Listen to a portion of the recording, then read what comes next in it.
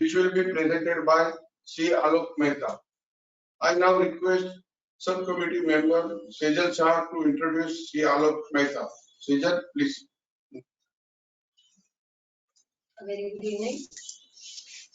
It's a privilege to introduce CA Alok Mehta. Alok Mehta is a chartered accountant and founder member of firm Messrs. Alok Mehta and Company Chartered Accountants. He is currently Honorable Treasurer of the Goods and Service Tax Practitioners Association of Maharashtra. He was convener of Indirect Tax Committee of Western India Regional Council of the Institute of Chartered Accountants of India for the year 2016-17. He was also the Vice Chairman of Student and IT Committee of the Chamber of Tax Consultants and also served as Vice Chairman of Indirect Tax Committee of the Chamber of Tax Consultants in the year 2013-14.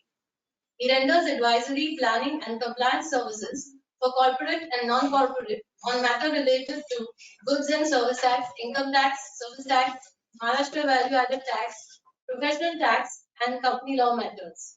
He has rich experience in the field of audit, which includes statutory audit, internal audit, and due diligence audit of several SME and listed public companies.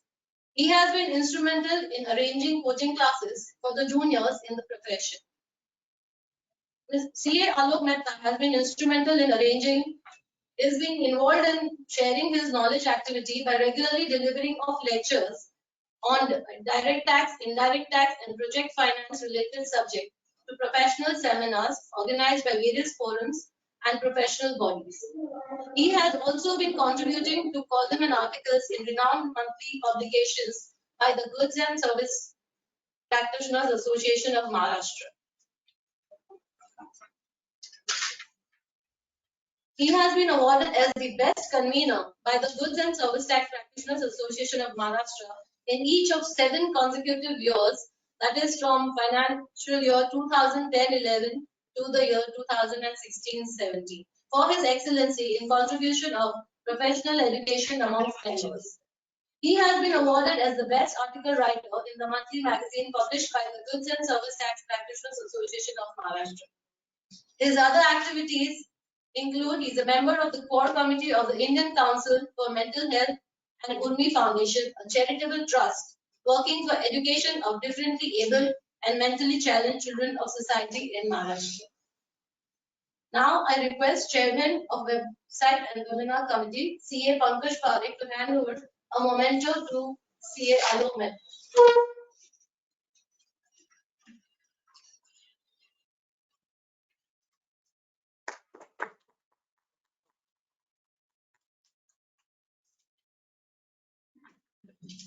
So I now hand over the task to CA Alok Mehta to do his presentation.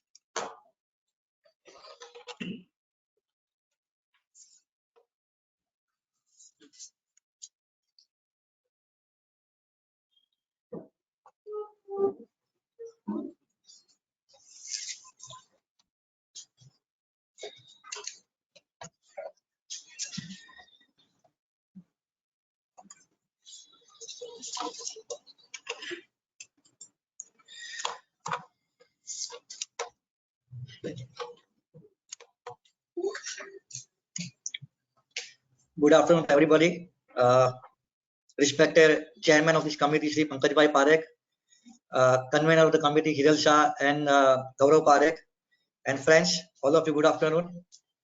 Firstly, I will take this opportunity to thank Sri Dinesh Tamre, the President of the GSTPM, for giving me the opportunity to share my views on this subject. Also thankful to the Hiral Shah and Gaurav Parekh, the Convener of the Website Committee, for arranging such a webinar, and also my other committee member. So let us start and see. Let us start and for the new GST return. Before 1 second. Okay. Now before one sec. Is happening this? Okay. Okay. Sorry. Okay. Now the new GST new returns. I think this particular topic is basically nearly take 2 to 3 hours to discuss the topic in the length, but I try to cover within a 1.5 hour so that within a 1.5 hours so that we can study the topic very well. I know when I'm presenting my my presentation, many questions you have in GST new returns. I'll try to give answer of each and every of the questions, but I would request everybody to kindly let us complete my presentation, and whatever answers questions are there, please you can post me. I can give the answer at my possible way and all.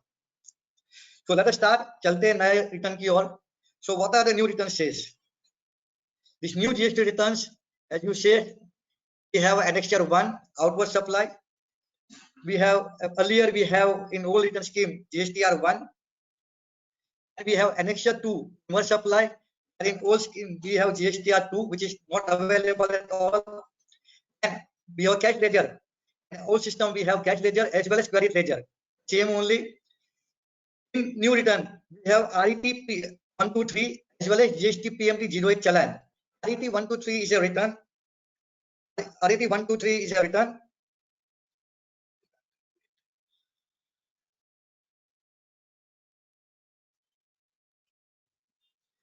Returns, and GST PMT 08 is a challan which we need to file at the time when we need to use when we make the payment of the taxes. In old scheme we have GST 3B returns. So when we are filing our returns in the old system, we are using GST 3B returns, where in new return we have a GST RET 123 as a return. Now before I go further, एक चीज जो मैं आपको बताना चाहता हूं, ये जो न्यू रिटर्न्स है, it is applicable the dealer who are filing GSTR 1 return. So dealer who are filing GSTR 1 return in existing system, उनको ये न्यू रिटर्न एप्लीकेबल है. The dealer like composition dealer, उन लोग के लिए ये न्यू रिटर्न एप्लीकेबल नहीं है. They can continue with the existing system of the current GST return. So please keep in mind, जो GSTR 1 रिटर्न फाइल कर रहा है आज की तारीख में, उसके लिए ये न्यू रिटर्न एप्लीकेबल है, इसके और उसके अलावा एप्लीकेबल नहीं है. Let's go further. Now keep in mind RET 123 और ऊपर आप देखिए यहाँ पे type of new GST returns है, इसमें annexure 1 and annexure 2 है. And annexure 1 and annexure 2 is a part of the return 123. So please keep in mind, आपको annexure 1 या 2 फाइल नहीं करना है. annexure 1 आपको फिल करना है, annexure 2 भी आपको एक्शन लेनी है. जो फाइल करना है वो रिटर्न फाइल करना है, and basically return 123. RET 123 is a return file, so you have to file RET 123 return file करना है. annexure 1 और 2 को खाली आपको फिल ही करना है, आपको खाली फिल करना है. Now what is meant by GST RET 1? RET 1 है नॉर्मल रिटर्न के लिए. तो भी नॉर्मल फाइलर है, मंथली फाइलर है, क्वार्टरली फाइलर है, उसके लिए RET 1 रिटर्न है, which is less than more than 5 crore. तो RET 1 रिटर्न जो है वो नॉर्मल रिटर्न के लिए है. RET 2 है वो सहज रिटर्न के लिए है. What do you mean by सहज रिटर्न? सहज रिटर्न का मतलब ये होता है B2C transaction. If you have a B2C transaction, then you can go for सहज रिटर्न. GST RET 3 रिटर्न जो है सुगम के लिए है. सुगम basically means you have a B2C transaction plus B2B transaction. So in short, returns we need to file either of return 1, 2, 3. उसके लिए आपको annexure 1 और 2 फिल करना है. annexure 1 और 2 तीनों रिटर्न के लिए सेम फॉर्मेट है, पर सर्टेन इसमें चेंजेस है. I will tell you when I go further about that.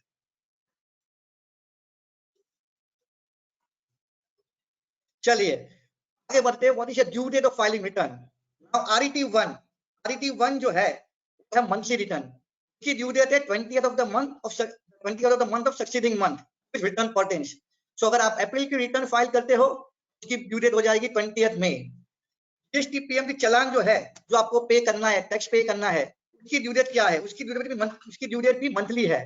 That is also 20th of the next month. सो अप्रैल की अगर आपको जीएसटी की पेमेंट करनी है, उसकी आपको पेमेंट जो है 20th मई के पहले पेमेंट कर देनी है. रिटर्न 1 to 3 यानी क्वार्टरली रिटर्न के लिए क्या ड्यू डेट है? सो उसकी रिटर्न की ड्यू डेट है 25th of the month of succeeding quarter. मान लो अगर मैं अप्रैल टू जून का क्वार्टर का रिटर्न फाइल करना है मुझे, so my due date will be 25th of the July. So please keep in mind the due date, relevant due date, filing returns and the payment of the taxes.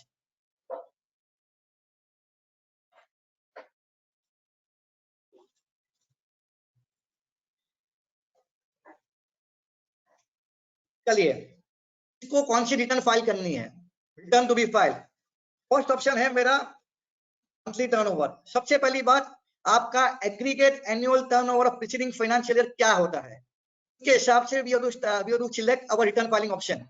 So if your turnover, aggregate turnover in preceding financial year is more than 5 crore, compulsory आपको normal return file करना है GST RET1. Okay.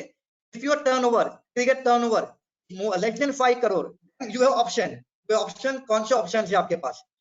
The option of B2B, your option of quarterly return which is RET2, RET3 और RET1. Now RET1 form एक ही है, उसकी जो frequency either monthly या quarterly है, डिपेंडिंग अपॉन टर्नओवर। पर आपकी टर्नओवर जो है लेस देन 5 करोड़ है during the preceding financial year, in that case you can file RET1 quarterly return. If you more than 5 crore, then in that case you can file RET1 monthly return. If you have less than 5 crore turnover, again यहाँ पे आ जाता है B2C sale. If you have only B2C sale, then you can go with the Sahaj RET2. If you have B2C plus B2B, then in that case you can go with the Sugam RET3. Quarterly वाले के लिए जो options are there, what are the options?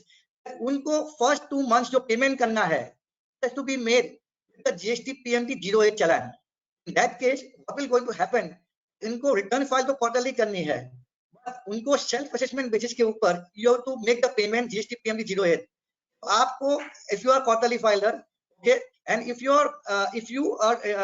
have to file your GST PMT 08 चलन pay करना है, तो self assessment basis के ऊपर मंथली आपकी लायबिलिटी डिटरमाइन कीजिए, outward tax minus input tax, whatever the liability will going to come, you have to make the payment through GST PMT 08 चलन। First 2 महीने के लिए आपको ये चलन पे करना है for the quarterly file, and third month आपको रिटर्न फाइल करना है with the payment of the tax. तो this option given for the quarterly filer, ठीक है। This is what the chart basically says that आपको आपका कौन सा ऑप्शन आपको आता है कि either you have to file quarterly returns or you want to file monthly return, decide as per your turnover.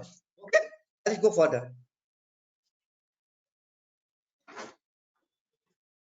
On that basis, what I discussed earlier, I have prepared the chart over here. There you can see that depending upon your transactions, आपको आपके return choose करने हैं। तो as already I told you, periodicity of return is quarterly or monthly for RET1.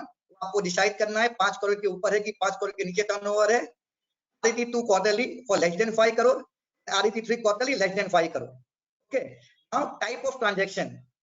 Let us take first outward supply.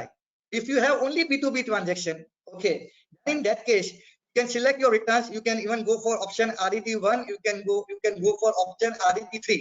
You cannot go for the option RET2 Sahaj because Sahaj only B2C required. If you have only B2C transaction a particular month or quarter, you can basically select your option. You can go with RET1, you can go with RET2, or you can go with RET3. Apart from that, you have transaction of export, SCGL unit developer, deemed export, supply to e-commerce operator. If you have any of these transactions, then you cannot go with the Sahaj, cannot go with the Sugam. You have to compulsorily opt the transaction of compulsorily RET1. So in that case, yeah.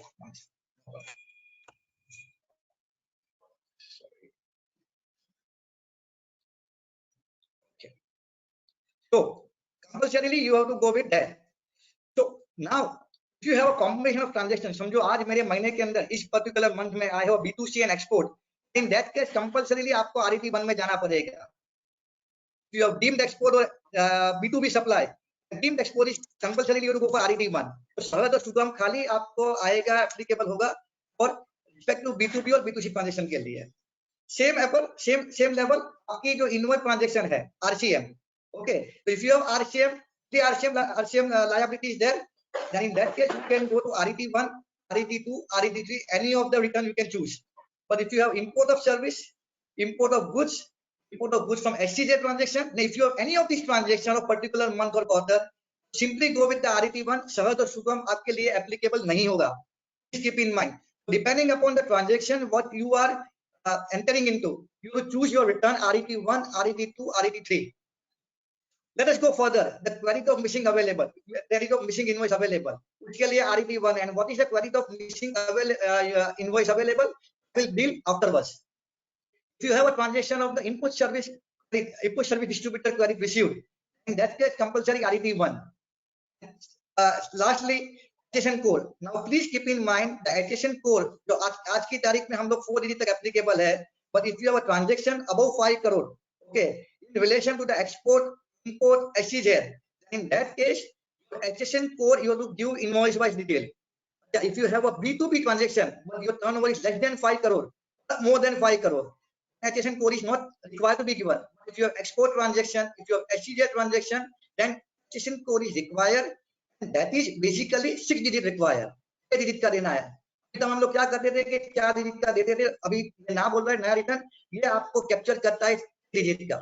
Please keep in mind now what you need to do if you have this type of transaction, then you keep your attestation code 6 digit ready before you file your return.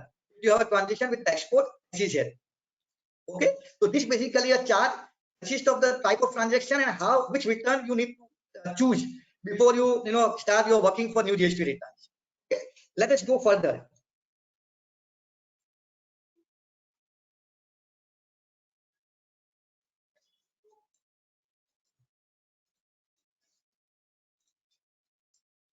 Wait a minute. Okay. Now changing the return type and filing frequency. As I earlier told you, monthly filers are allowed only GST RET1 monthly. That's it. You cannot go with the quarterly because your turnover is more than 5 crore. Quarterly filers are allowed to choose any of the returns, that is GST RET1 quarterly, 2 or 3, depending upon your option to be choose, depending upon जो मैंने अभी बताया था type of transaction. Now, most important part which I want to narrate you, taxpayer to select return profile and filing frequency at the start of the financial year. Please keep in mind कि आपको आपकी जो frequency filing की है वो beginning of the financial year यानी अप्रैल के अंदर ही select करनी है. Whether I have to go for monthly filer or I want to go for quarterly filer. तो आपको वो choose beginning में ही करना है. Changing of the filing frequency not allowed for the same financial year. इसका मतलब ये है अगर आपने monthly return select कर दिया है and during the financial year you cannot opt for quarterly returns. Please keep in mind. Vice versa, if you choose to opt quarterly filer, then you cannot go back to monthly filer. Please keep in mind because suppose, for example, you feel that no, today I want to my turnover is less than 5 crore and I have to go for the quarterly option. मेरे पास quarterly option में मैं I can I simplified way I just go for quarterly option. But then after you feel नहीं I want to go with the monthly option. In that case, you cannot go beyond. You cannot go that way. So please keep your filing frequency decide at the beginning of the financial year. Changing the return type allowed with certain condition. Now in the same financial year, monthly वाले के लिए RET1 तो compulsory है, but quarterly के लिए return types allowed है change करने के लिए. Like for example, quarterly मेरे पास 3 options है. I have a quarterly option, I have quarterly RET1, I have a quarterly RET2 सहज और सुगम. In between the year अगर मेरे को return change करना है, frequency change नहीं करूंगा मैं. I can change only the returns. How can I do that thing? What are the conditions for that? Let us see further.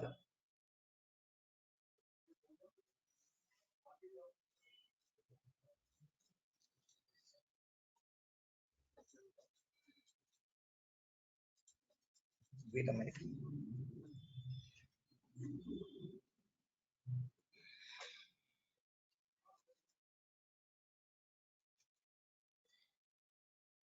Yes. Okay, there's some problem in the. Okay, sorry. Let's go further. Changing the return type and filing frequency. Please keep in mind, अभी आप अपनी changing return type कर रहे हो. Quarterly option आपने select कर दिया है. Now what will going to happen and how it will change? Okay, return 3 सहज. अगर मैंने पहले सहज का option select कर दिया है, बराबर है. सहज मेरे लिए क्या होता है? B2C transaction. I know that I have to go for सहज because मेरे पास खाली B2C transaction है. During the year, मेरा B2B भी transaction add हो जाता है. सहज से लेके मैं इसको रिटर्न को सुगम तक ले सकता हूँ. If I push सहज, I can allow to go for सुगम. Even I can allow to go to RET1 quarterly return. सहज से मैं सुगम पे जा सकता हूँ या तो मैं quarterly RET1 जा सकता हूँ. Because मेरे पास B2C है and I got one more transaction which is B2B. I can go for Sugam. There is no problem about that. It is allowed. अगर मैंने Sugam select कर दिया है पहले ही, I have a B2B and B2C. Okay. In that case, I have to. In that case, I can go to quarterly one returns. I cannot go back to सहज. तो अगर आपने पहले Sugam select कर दिया है तो आप सहज नहीं जा सकते हो. आपको अगर इसको ऑप्शन चेंज करना है तो RET1 क्वार्टरली ही जा सकते हो आप.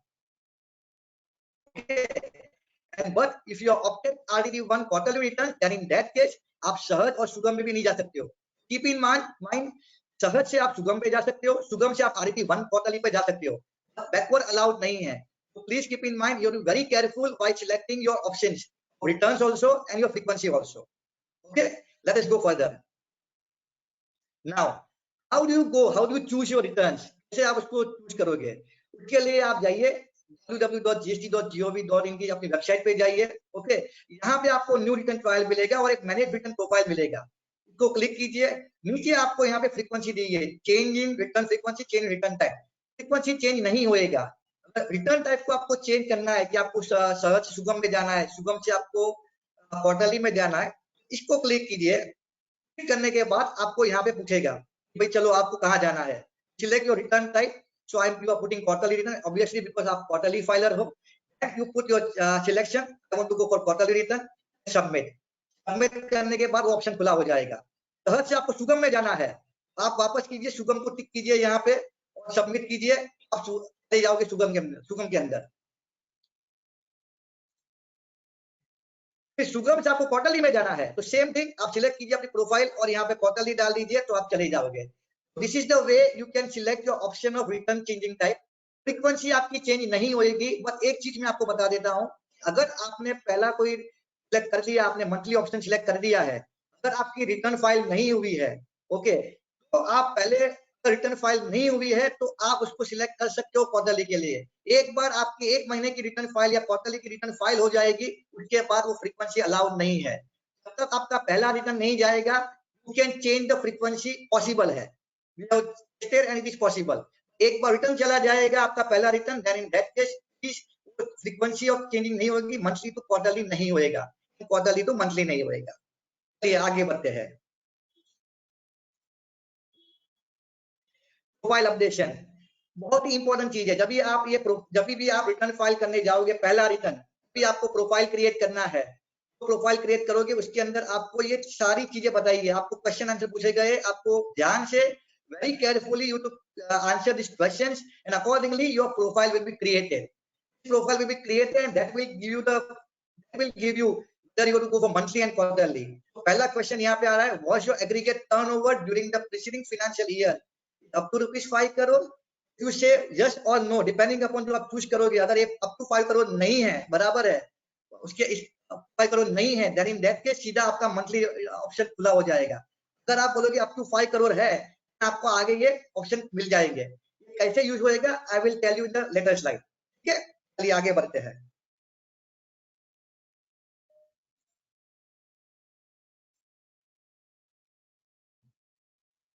Now most important part. अब टिल नाउ मैंने आपको बताया कि कैसे रिटर्न को सिलेक्ट करना है, फाइलिंग फ्रीक्वेंसी क्या सिलेक्ट करनी है, कौन से ट्रांजेक्शन के अंदर कौन सा रिटर्न सिलेक्ट करना है, and how you to select your profile amount.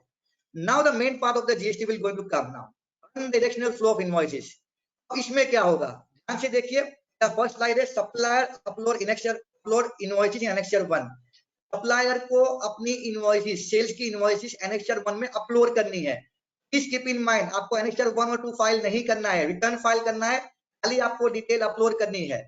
ठीक है, जैसे ये अपलोड करेगा तो सेकंड ऑप्शन में recipient can view the invoices in annexure 2. Recipient को ये इनवॉइसेस एनेक्सर 2 में रियल टाइम बेसिस के ऊपर दिखेगा. फॉर एग्जांपल, अगर मैंने आज अपलोड किया है invoices to my recipient, immediately recipient को फ्रैक्शन ऑफ मोमेंट के अंदर उसके एनेक्सर 2 में ये इनवॉइस दिख जाएगा on real time basis. Recipient can accept, reject और pending, can't edit and and the invoices. तो एनेक्सर 2 में क्या करेगा रिसिपिएंट, ये खाली एक्शन ले पाएगा, वो खाली एक्सेप्ट, रिजेक्ट या पेंडिंग कर पाएगा.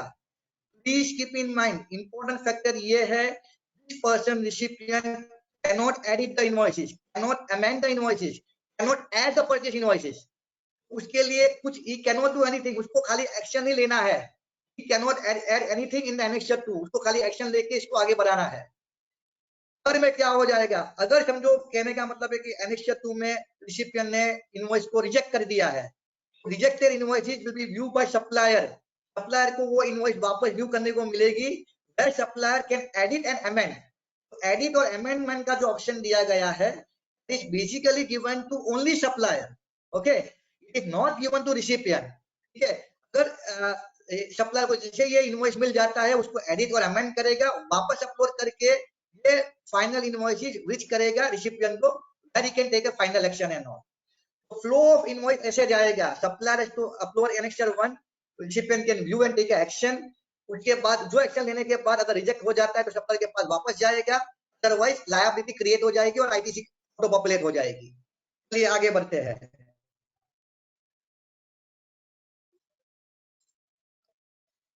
चलिए और एक एग्जांपल लेते हैं, सप्लायर है जीएसटी annexure 1 और रिसिपिएंट के लिए annexure 2 है, invoice number 78 real time basis के ऊपर उसने अपलोड कर दिया है। Now what are the scenario, please keep in mind and please understand. मेरी मे की, यहाँ देखिए मैंने मे की रिटर्न जो है, मेरे को मे की रिटर्न फाइल करनी है और मेरी ड्यू डेट है अपलोड करने की annexure 1 10 जून है। 10 जून के पहले ही मैंने इस इनवॉइस को अपलोड कर दिया है, सप्लायर ने ऑलरेडी अपलोड कर दिया है।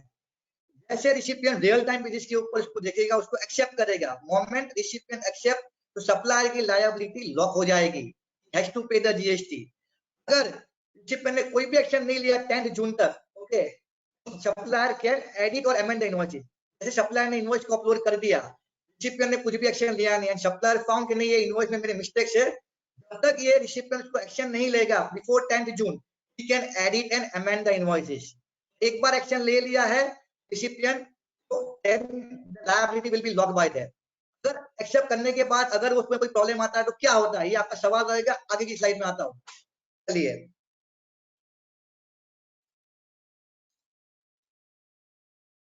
वही एक एग्जांपल वापस लेते हैं, सप्लायर ने 78 का इनवॉइस एक्सेप्ट कर दिया है, अपलोड कर दिया है। अब देखिए 10 मई को उसने अपलोड कर दिया, मई में अपलोड कर दिया है, 10 जून बराबर है, 10 जून हो गया है, रिसिपिएंट ने कुछ भी एक्शन लिया नहीं है, nor he has accepted, nor he has rejected, nor he has kept pending.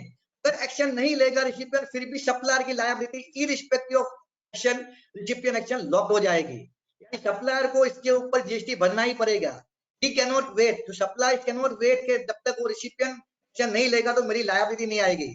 Recipient ने 10 जून के बाद यानी 10th of the next month उसने कोई भी एक्शन नहीं लिया, सप्लायर की लायबिलिटी ऑटोमेटिकली लॉक्ड हो जाएगी and he has to pay the GST। Please keep in mind। Now most important question over here is there, supplier जो रिसिपिएंट जो है उसने 10 जून के बाद उसने इनवॉइस को एक्सेप्ट रिजेक्ट पेंडिंग करना था और उसने एक्सेप्ट ही नहीं किया, कुछ भी एक्शन नहीं लिया। मान लो 20th की ड्यू डेट है, सबके लिए 20th की ड्यू डेट है, रिसिपिएंट ने कोई भी एक्शन लिया नहीं है for the invoices, either accept reject और पेंडिंग। अगर रिसिपिएंट कोई भी एक्शन नहीं लेगा देन 20th तक सारे इनवॉइसेस उसके डीम्ड टू बी एक्सेप्टेड हो जाएंगे। I repeat again, if recipient cannot take any action on the invoices, okay, which has been uploaded by the supplier till 20th of the next month, and all the invoices of him have been deemed to be accepted, उसकी ITC auto populate हो जाएगी। So please and please recipient has to take some action, तो इसको reject कीजिए या pending रखिए या उसको एक्सेप्ट कर लीजिए genuinely. Please keep in mind 20th के बाद सारे एक्सेप्ट हो जाएंगे और इसकी क्या कॉन्सिक्वेंसेस रहेगी I will tell you later on।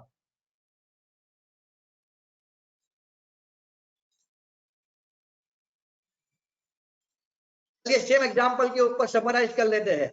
अगर उसने 10 जून के पहले ही डाल दिया, एक्सेप्ट कर दिया, लायबिलिटी लॉक हो गई, कुछ भी नहीं किया before 10 June, you can edit and amend the invoices। Okay, recipient ने समझो आफ्टर 10 जून रिजेक्ट कर दिया इनवॉइसेस, अगर रिजेक्ट कर दिया, एक्शन ले लिया है, फिर भी इसकी लायबिलिटी लॉक है सप्लायर की, supplier liability already lock and rejected invoice जो है वो सप्लायर को वापस दिखेंगे, और कब दिखेंगे, तभी रिसिपिएंट अपना रिटर्न फाइल करेगा तभी।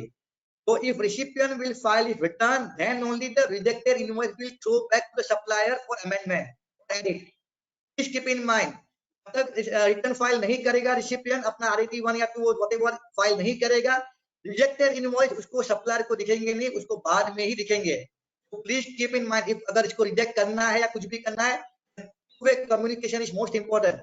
Keep in mind. ठीक है, चलिए आगे बढ़ते हैं। This is basically a chart to understand the flow of invoicing and what are the action to be taken. आगे जाके देखते हैं कि कैसे इसको एक्शन लेना है और क्या करना है। चलिए, now we are coming to the main part of the GST annexure 1। Annexure 1 जो मैंने पहले ही आपको बताया था कि अपलोड करना है, सेल की सारी इनवॉइसेस आपको अपलोड करनी है। एनेक्चर 1 के अंदर आपके पास ये टेबल है 3A 3B 3C 3D। सब टेबल के यहाँ पे उन्होंने हेडिंग दिए हुए हैं, उस पर्टिकुलर हेडिंग के हिसाब से आपको ट्रांजेक्शन फिलअप करना है। इतने सारे हेडिंग दिए हैं, मच सिंप्लीफाई वे से हम जाते हैं, इतना बड़ा हेडिंग पढ़ते नहीं है, let us go much simplify way. What are the heading means?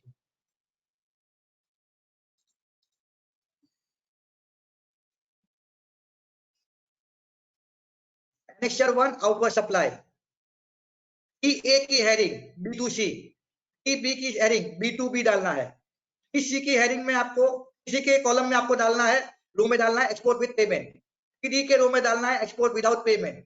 TE के रो में डालना है एक्सटीजीआर विद पेमेंट। टीएफ के रो में डालना है एक्सटीजीआर विदाउट पेमेंट। टीजी में डिम एक्सपोर्ट, टीएच के अंदर इनवर आरसीएम, टीआई के अंदर इंपोर्ट ऑफ सर्विसेज, टीजे के लिए में इंपोर्ट ऑफ गुड्स, टीके में import of goods from SEZ and TL में मिसिंग डॉक्यूमेंट्स।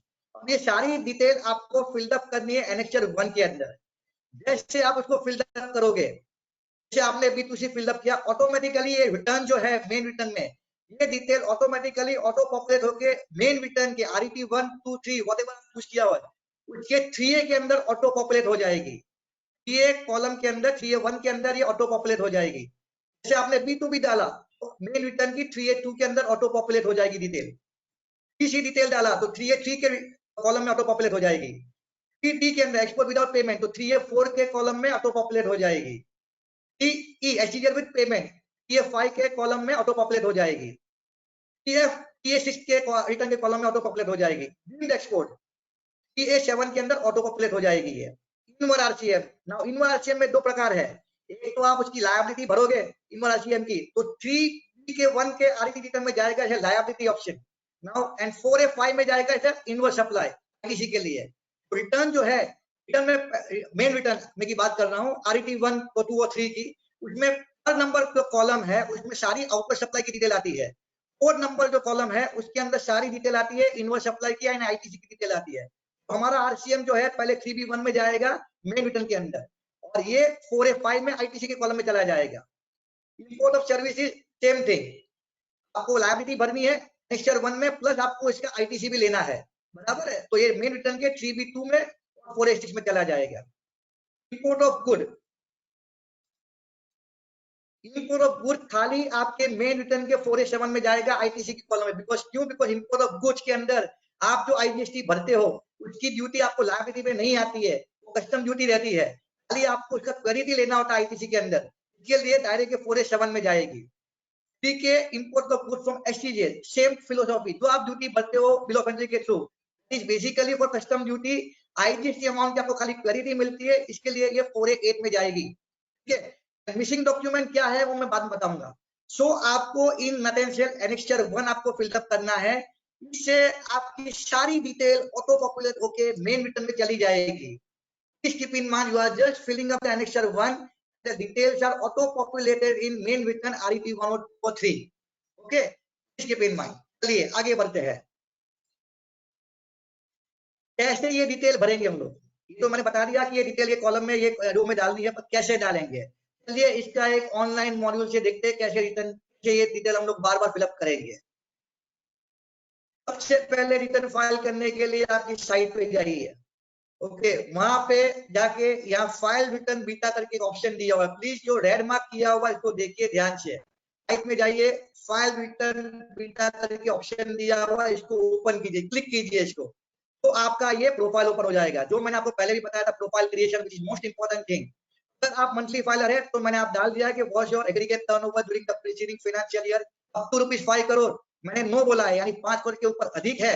देखिए सारी की सारी ये डिटेल जो है फ्री हो जाएगी, टेबल नहीं है, यानी आप मंथली फाइलर में ऑटोमेटिकली चले जाओगे।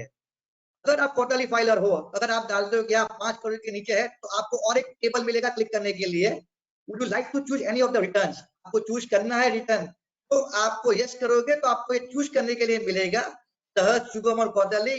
आप टिक मार्क कीजिए कोई भी रिटर्न, मान लो हमने क्वार्टरली रिटर्न चेक कर दिया है, तो हमारा मंथली फाइल RET 01 और क्वार्टरली फाइल RET 01 को देखते आगे, तो मैंने मंथली क्वार्टरली रिटर्न सिलेक्ट कर दिया है।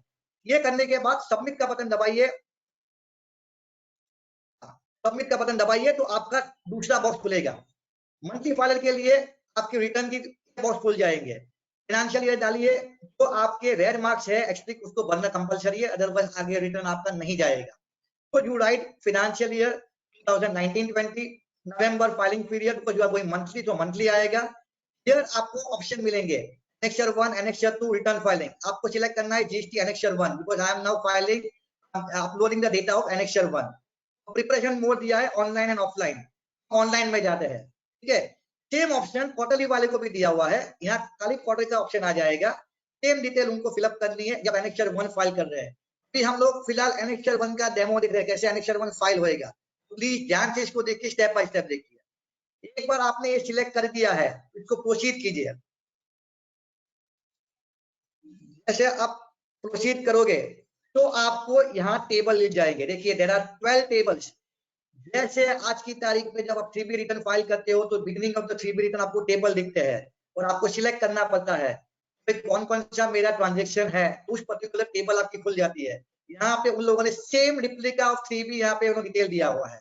आपको सिलेक्ट करना है वो पर्टिकुलर क्वार्टर और मंथ की मेरी कौन सी B2B है, B2C है, एक्सपोर्ट है। जो जो टेबल आप सिलेक्ट करोगे उस हिसाब से वो टेबल ओपन होएगा। जिसको आपको लगता है कि ट्रांजेक्शन नहीं है एक्सपोर्ट की, वो टेबल खुलेगा नहीं, ठीक है।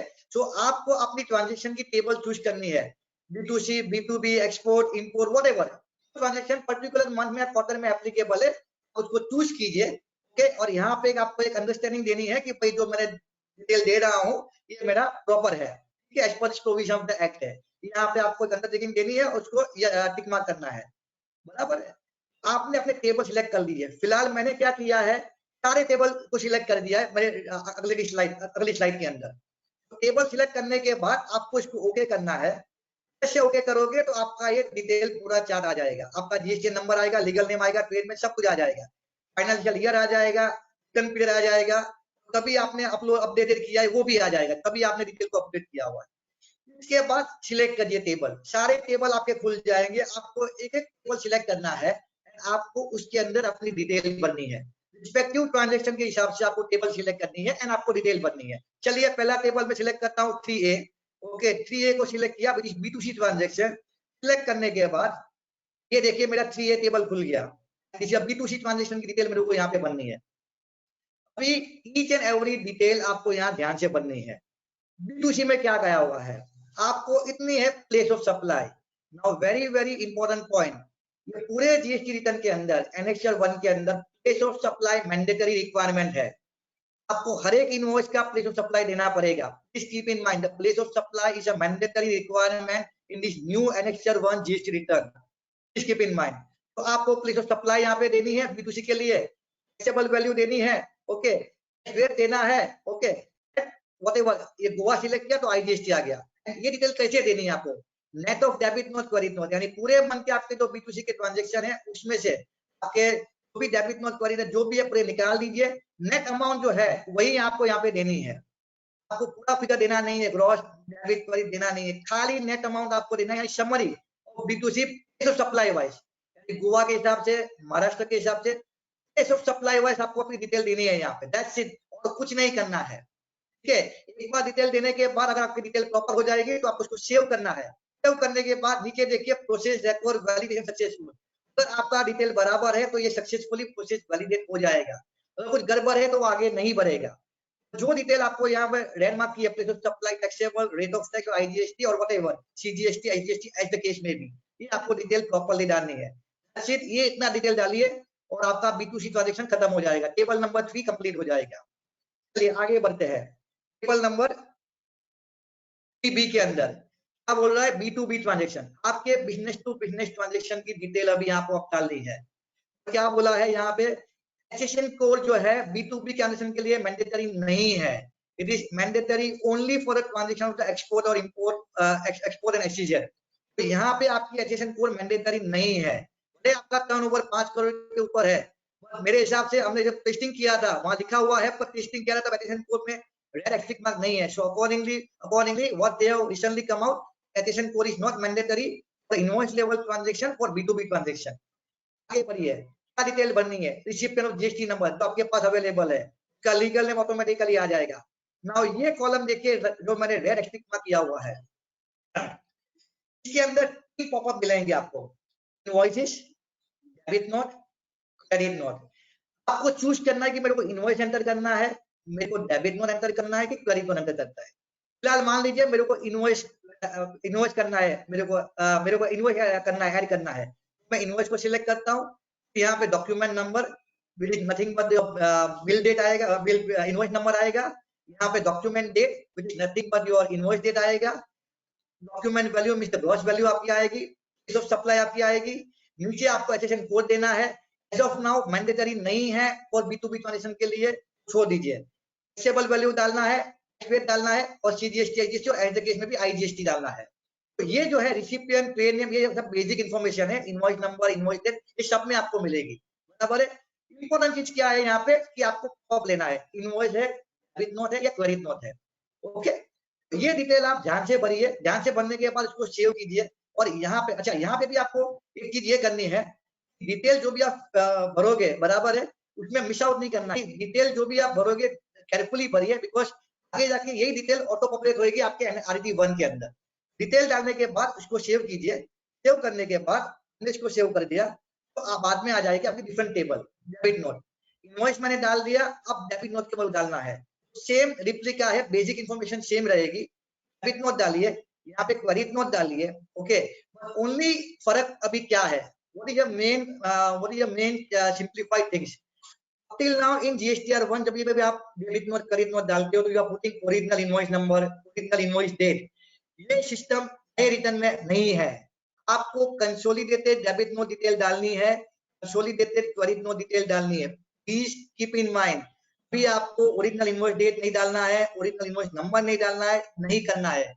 इसका कहने का मतलब ये है मेरी 5 इनवॉइस एक डेबिट नोट बनती है तो I can put 1 debit note for whole 5 invoices. Consolidated debit note and consolidated credit note I have to put.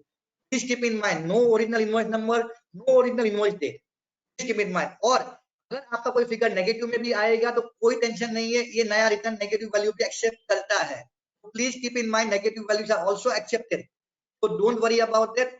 आपको ये छुटकारा मिल गया है नए रिटर्न के अंदर। तो debit note, credit note, consolidated wise, okay, please keep in mind.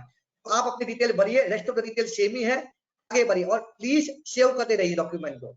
जैसे सेव करोगे तो आपकी डिटेल आगे बढ़ती जाएगी, अदरवाइज सेव नहीं करोगे और चले जाओगे बैक तो डिटेल आप में सेव नहीं होगी। आगे बढ़ते हैं, ये मेरा 3B पूरा हो गया, यानी 3B का जो B2B ट्रांजेक्शन तब अगर प्रॉपर हो जाता है तो यहाँ पे आपको प्रोसेस और वैलिडेशन सक्सेसफुल मिलेगा, सारी डिटेल यहाँ पे आ जाएगी, डिटेल यहाँ पे फिलअप हो जाएगी। ये मेरा B2B हो गया है। अभी हम जाते हैं, आगे जाते हैं। Table number 3C and 3D, export with payment of tax, without payment of tax. Basic information remains same, but what is the additional requirement?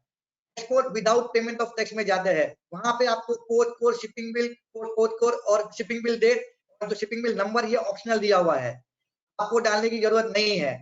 Normally क्या होता है कि will keep the detail of everything because we want to file the refund application, तभी ये reflect करता है। पर यहाँ पे export without payment of tax के अंदर आपको shipping bill date, shipping bill number और कोड को देने की जरूरत नहीं है। But most important part, HSN code आपको यहाँ देना जरूरी है। As of now 4 डिजिट का एचएसएन कोड लेता है by the default system. As per the instruction जो अभी दिया हुआ है, asking for 6 digit HSN code number. तो आपको एचएसएन, आपको एक्सपोर्ट की डिटेल बननी है, export without payment of tax, सारी डिटेल आपको बननी है। Basic detail remain same, invoice number, invoice date वो सब सेम ही रहेगा। एडिशनली शिपिंग बिल अगर आपको डालना है तो आप डाल सकते हो, code also if you want to put you can put it out and all. Please save कीजिए इसको, सेव करने के बाद आगे बढ़िए। नाउ आएगा export with payment of tax, पहले विदाउट पेमेंट था, विद पेमेंट, दो ऑप्शन आपको खुलेंगे वहां पे, विद और विदाउट पेमेंट दोनों। 3C और 3D के लिए आपको 2 पॉपअप मिलेंगे, आपको जो भी पॉपअप में डालना है तो पर्टिकुलर सेक्शन में डालना आप डाल सकते हो। इधर भी सेम लॉजिक अप्लाई है, बराबर है। कोड को, शिपिंग बिल कोड और ये जो है, कहने का मतलब है मैंडेटरी नहीं लिखा है, पर मेरे हिसाब से आप इसको मैंडेटरी लिखिए, बिकॉज अगर वो आईजीएच से रिफंड देते हैं ये जरूरी है। मेरे हिसाब से शिपिंग बिल और शिपिंग बिल डिटेल कोड और आपका शिपिंग बिल नंबर जो भी है बिल आप डालिए यहाँ पे। सेम थिंग यहाँ पे एटेंशन कोड भी इंपॉर्टेंट है। देखो यहाँ पे एटेंशन कोड लिख गया हुआ है। Attention code is important. आपको खाली सिलेक्ट करना है 3C और 3D के अंदर कि विदाउट पेमेंट मुझे जाना है या विद पेमेंट जाना है। बाकी इंफॉर्मेशन सेम ही है। ओके, तो फिलअप कीजिए, डॉक्यूमेंट को सेव कीजिए। तो ये आपका 3C और 3 टेबल हो गया है। भी जाइए सप्लाई टू एसटीजेड 3E और 3F टेबल क्या बोलता है? Supply to SEZ unit developer with और without payment of tax. Okay, in this table attention code is mandatory. Attention code जो मैं पहले ही बताया था, प्लीज आप ध्यान रखिए। 5 करोड़ के नीचे भी आपका ट्रांजेक्शन रहेगा, ऊपर भी रहेगा। एटेंशन कोड ये सब एसटीजेड के लिए, एक्सपोर्ट के लिए मैंडेटरी रिक्वायरमेंट है। Please you to put the attention code.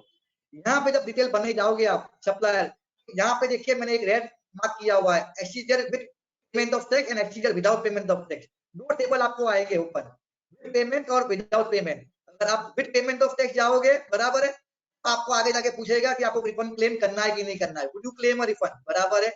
अगर विद पेमेंट ऑफ जाना है तो आपको ये एडिशनल बॉक्स मिलेगा, आपको रिफंड क्लेम करना है कि नहीं करना है। आपको आंसर देना है यस और no, depending upon the transaction you want to choose. अगर आपको रिफंड लेना है तो आप यस लिखिए, नहीं लेना है तो नो लिखिए। आपको ये सेवा खाली एसटीजेड विद पेमेंट ऑफ टैक्स के लिए एप्लीकेबल है। वहां पे एडिशनल आइकॉन खुल जाएगा। बाकी डिटेल जो है, रिसिपिएंट नंबर और basic information remain same. Attention code आपको डालना है। अगर ये विद पेमेंट नहीं है, अभी विदाउट पेमेंट जाते हैं हम लोग, तो विद पेमेंट का आ गया, would you claim a refund, yes, आप डिटेल आप डालिए, आप एटेंशन कोड आगे बढ़िए। और विदाउट पेमेंट जब जाऊंगा मैं, तो वहां पे मेरे को would you claim the refund का ऑप्शन नहीं आएगा, बिकॉज मेरे को रिफंड लेना ही नहीं है, बराबर है, वो ऑप्शन वहां पे नहीं आएगा। एटेंशन कोड मैंडेटरी है। बाकी जो बेसिक इंफॉर्मेशन जो आपको डालनी है, सारी डिटेल आप यहाँ से डालिए, name, invoice number, invoice type, document number, everything you can put it over here. ठीक है, now what is the governance plan is there right now. तो ये सब डिटेल ये लोग अपने से मांग रहे हैं, but now they want to link with ICEGATE, और आइसगेट से ये डिटेल फ्यूचर में प्लानिंग दैट ये डिटेल ऑटो पॉपुलेट होकर आइसगेट की साइट से ही आए। यहाँ पे हम एक्सपोर्ट करते हैं तो आइसगेट की साइट से हम लोग को डिटेल मिलता है। गवर्नमेंट इज प्लानिंग फ्यूचर में ये सारी डिटेल यहाँ पे फिल होके आ जा रहे हैं, आपके आइसगेट के साथ वो मैचिंग करने का, लिंक करने का प्लान कर रहे हैं। लेट्स वेट एंड वॉच कैसे ये होएगा। ठीक है, आपका 3E और 3F हो गया, SEZ unit supply to SEZ unit with payment और विदाउट पेमेंट ऑफ टैक्स। चलिए आगे बढ़ते हैं। Table number 3G bill export. Bill export की जो भी ट्रांजैक्शन है, यहाँ पे आपको पीएल डिटेल डालनी है, सेम बेसिक इंफॉर्मेशन। यहाँ पे भी आपको पूछेगा would you claim a refund, आप लोग रिफंड क्लेम करना है यस डालिए, रिफंड क्लेम नहीं करना है तो नो डालिए।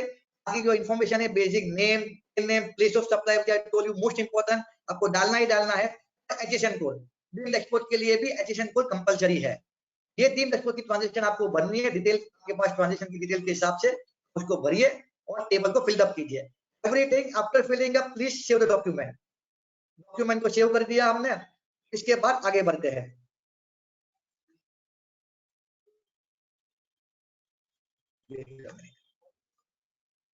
चलिए टेबल नंबर 3 आ गया है, universe supply attracting reverse charge mechanism. ध्यान से देखिए इसके अंदर क्या है। सबसे पहली बात, supplier GSTN and PAN number. आपको आपकी आरसीएम लायबिलिटी पे करनी है, inverse supply attracting reverse charge, तो आपको सप्लायर की जीएसटीएन नंबर या पैन नंबर में से एक डिटेल मैंडेटरीली डालनी है। हो सकता है कि आपका सप्लायर के पास जीएसटी नंबर ना हो, एग्जांपल एडवोकेट है, उनके पास जीएसटी नंबर नहीं रहता है, इन दैट केस उसका पैन नंबर लीजिए। तो either of this detail has to be filled up over here. अगर आपके सप्लायर के पास ये डिटेल नहीं रहती है, पैन नंबर और GSTN number, in that case you cannot fill any detail of RCM in this particular row। Please ध्यान रखिए, ये डिटेल के बिना ये आगे नहीं जाएगा। ठीक है, supply GSTN PAN number is compulsory. इसका नाम लिखिए, सप्लाई डालिए, इंटरेस्ट रेट रहेगा इंटरेस्ट रेट डाल के आप अपना टैक्सेबल वैल्यू और टैक्स रेट डालिए। ठीक है, तो inverse supply reverse charge mechanism सारी डिटेल डालनी है आपको, बेसिक इंफॉर्मेशन डालनी है, plus supply GSTN number and PAN number. It is most important thing, you do fill the detail, hide of the detail, बराबर है, ये डालना है। टेबल नंबर 3 को ऐसे भरिए आप और इसको सेव कीजिए। सेव करने के बाद आपकी टेबल नंबर 10 आ जाएगी, टेबल नंबर 3 आ जाएगा, import of services HSN code is mandatory. Import of service में खाली आपको प्लेस ऑफ सप्लाई देनी है, net of debit not query के प्लेस ऑफ सप्लाई देनी, like a B2C accession code डालिए, टैक्सेबल वैल्यू डालिए और IGST वैल्यू डालिए, बराबर है, ठीक है। ये डिटेल आपको, और ये जो सप्लाई वाइज देनी है आपको, not like invoice wise, place of supply wise आपको देनी है डिटेल। इंपोर्ट ऑफ भरिए, accession code is mandatory to be filled up depending upon whatever your turnover is there, 5 crore less than 5 crore, ठीक है। Table number 3 J import of goods, core bill of entry, please ध्यान रखिए, import of goods इसके लिए आपको IGST की query मिलती है, ये अपनी लायबिलिटी नहीं है, तो IGST की क्वेरी लेने के लिए आपको सारी डिटेल यहाँ पे डालनी पड़ेगी, और कौन कौन सी डिटेल है कीप इन माइंड। पहला आएगा डॉक्यूमेंट टाइप, आपका बिल ऑफ एंट्री, वहां क्लिक करोगे बिल ऑफ एंट्री आ जाएगा, because you are clearing the goods through bill of entry. Code डाल दिए, it is mandatory requirement, code, bill of entry number डालना है, बिल ऑफ एंट्री डेट डालनी है, इसकी वैल्यू डालनी है, प्लेस ऑफ सप्लाई डालनी है, फिर एसेशन कोड कंपलसरी डालना है, टैक्सेबल वैल्यू डालनी है, और IGST वैल्यू डालनी है। Please you have to mention, this is important factor import of goods के लिए, code, bill of entry number, bill of entry date, accession code are mandatory field, because आपको उसकी ITC मिलती है मेड रिटर्न के अंदर। Please keep in mind import of goods and also simultaneously जो आपको import of goods from SCGL unit है, बराबर है, same to same table, same to same replica यहाँ पे भी डालना है आपको, सारी डिटेल जो आपने इंपोर्ट ऑफ गुड्स में डाली थी सेम टेबल यहाँ पे भी रहेगा, सप्लायर नंबर, उसका bill of entry code, bill of entry number, bill of entry date, उसकी वैल्यू, उसकी एसेशन कोड, ये सारी डिटेल डालनी है। इंपोर्ट ऑफ गुड्स और import of goods from SCGL unit, ये दोनों की डिटेल इसके लिए अवेलेबल, इसके लिए डालनी है, तो इसकी आपको ITC मिलती है, ये डिटेल डालना बहुत जरूरी है। ऑल्सो ये डिटेल आपकी ऑटो पॉपुलर एनेक्सर 2 में भी रिफ्लेक्ट हो जाएगी, I come back to you later on कैसे रिफ्लेक्ट होएगी, ये आपको डिटेल ध्यान से डालनी है, बिकॉज इसकी आपको ITC मिलती है, और ये डिटेल सारी आपकी रिटर्न में जाएगी टेबल नंबर 4 के अंदर, ठीक है। टेबल नंबर 3 के आपका हो गया import of goods from SCGL unit. ये टेबल नंबर 4 में जाते हैं, details of supply made through e-commerce operator liable to collect the tax under section 52। जो भी सप्लाई मेरी है तो ई-कॉमर्स ऑपरेटर से जा रही है, Amazon से, फ्लिपकार्ट से मैं डाल रहा हूँ, उसकी सारी डिटेल मेरे को यहाँ पे डालनी है। अब ध्यान से सुनिए ये बात, ये डिटेल जो मेरे को डालनी है वो GSTN यानी ई-कॉमर्स ऑपरेटर वाइज डालनी है। अगर Amazon की है तो उसकी GSTN नंबर आएगी, फ्लिपकार्ट की है तो फ्लिपकार्ट की आएगी, सारे ई-कॉमर्स ऑपरेटर की GSTN वाइज डिटेल डालनी है। डिटेल आप डालो, GSTN नंबर डालो, वैल्यू ऑफ सप्लाई मेड यानी पूरे मंथ या quarter depending upon your returns, पूरे महीने में आपने कितनी सेल, ग्रॉस सेल की है उसकी डिटेल डालिए, और वैल्यू ऑफ सप्लाई रिटर्न्स, कितनी आपकी रिटर्न्स हुई है, figure also you put it, so you do consolidated figure of gross sale, value of supply made, return sales return, and value of return supply. So in that case, what you need to do it, you have to put GSTN number of e-commerce operator, e-commerce operator wise आपको cell देनी है पूरे महीने की, और आपकी return कितनी हुई, टोटल वैल्यू खाली फिगर देनी है आपको, बराबर है, खाली फिगर देनी है कितनी सेल्स हुई है।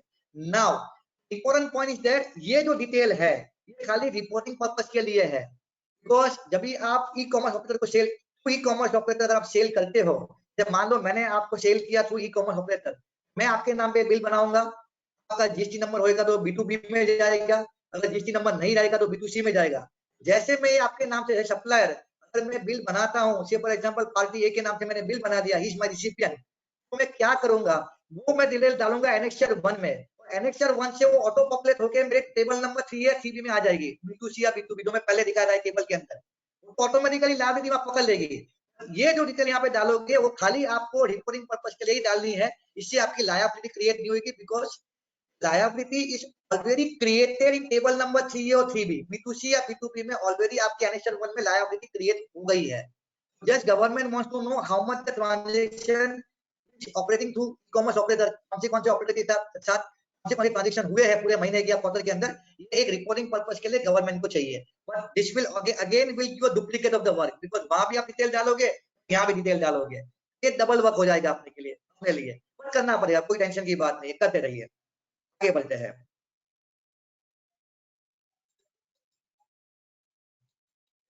चलिए सेव कीजिए डॉक्यूमेंट को और आगे बढ़िए।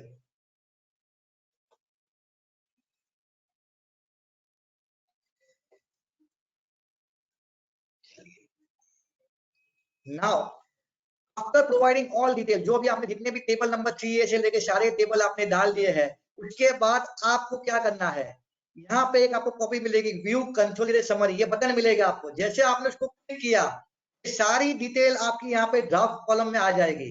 सारी डिटेल देखिए, 3A, 3B, 3C, 3D, 3E, 3F, सारी डिटेल जो है ये आपको मिल जाएगी, जो आपने डिटेल ऑलरेडी डाली हुई है। और सारी डिटेल आपको चेक करने को मिलेगी। प्लीज चेक इट, ये समरी बराबर है कि नहीं। यहाँ पे अगर आपको अपडेट करना है तो यहाँ पे लिखा है please click here to request for update summary. कोई ट्रांजेक्शन आपने बाद में डाला है और उसको अपडेट करना है, आप यहाँ पे रिक्वेस्ट को क्लिक कीजिए, यहाँ पे क्लिक कीजिए तो अपडेटेड समरी आपकी यहाँ पे हो जाएगी। ये पूरी टेबल जो है कंप्लीट हो जाएगी। यहाँ पे जैसे टोटल आउटपुट सप्लाई आ गया है, देखिए BA, B2C, B2B, एक्सपोर्ट, सारी डिटेल यहाँ पे मेरी यहाँ पे आ गई है। आगे जाएंगे, ये टोटल आउटपुट सप्लाई मेरी बन जाएगी। इसके अंदर मेरा RCM आ जाएगा, इम्पोर्ट ऑफ सर्विस आ जाएगी। नीचे देखिए कॉलम रो नंबर 15 में टोटल नेट लायबिलिटी, यानी 8 नंबर जो पहले की मेरी आउटपुट सप्लाई थी, 9 which is RCM and 10 which is import of service. तीनों मिलके मेरी लायबिलिटी क्रिएट होगी। इम्पोर्ट ऑफ गुड्स और import of goods from exchange with, as I told you earlier, ये मेरी लायबिलिटी नहीं है, ये मेरे को रिपोर्टिंग करना है। Same option details of supply में ई कॉमर्स ऑपरेटर, ये भी मेरी लायबिलिटी नहीं है, खाली मेरे को रिपोर्ट करना है, तो ये कॉलम में नहीं है, खाली रिपोर्टिंग पर्पस के लिए ये आएगी। Keep in mind. Now what do you mean by missing document? सबसे इंपॉर्टेंट पार्ट ये मिसिंग डॉक्यूमेंट।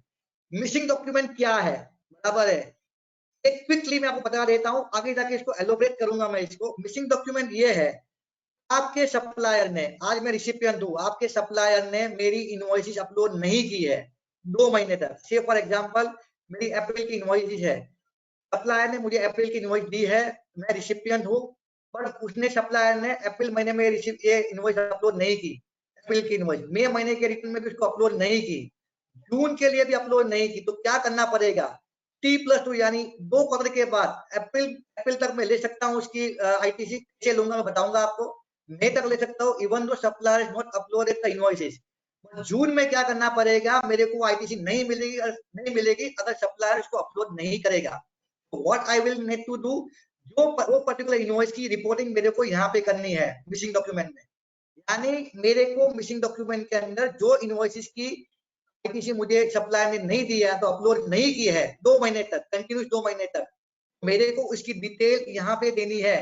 सप्लायर का नाम, सब कुछ डिटेल आएगा, taxable value, everything will going to come in that.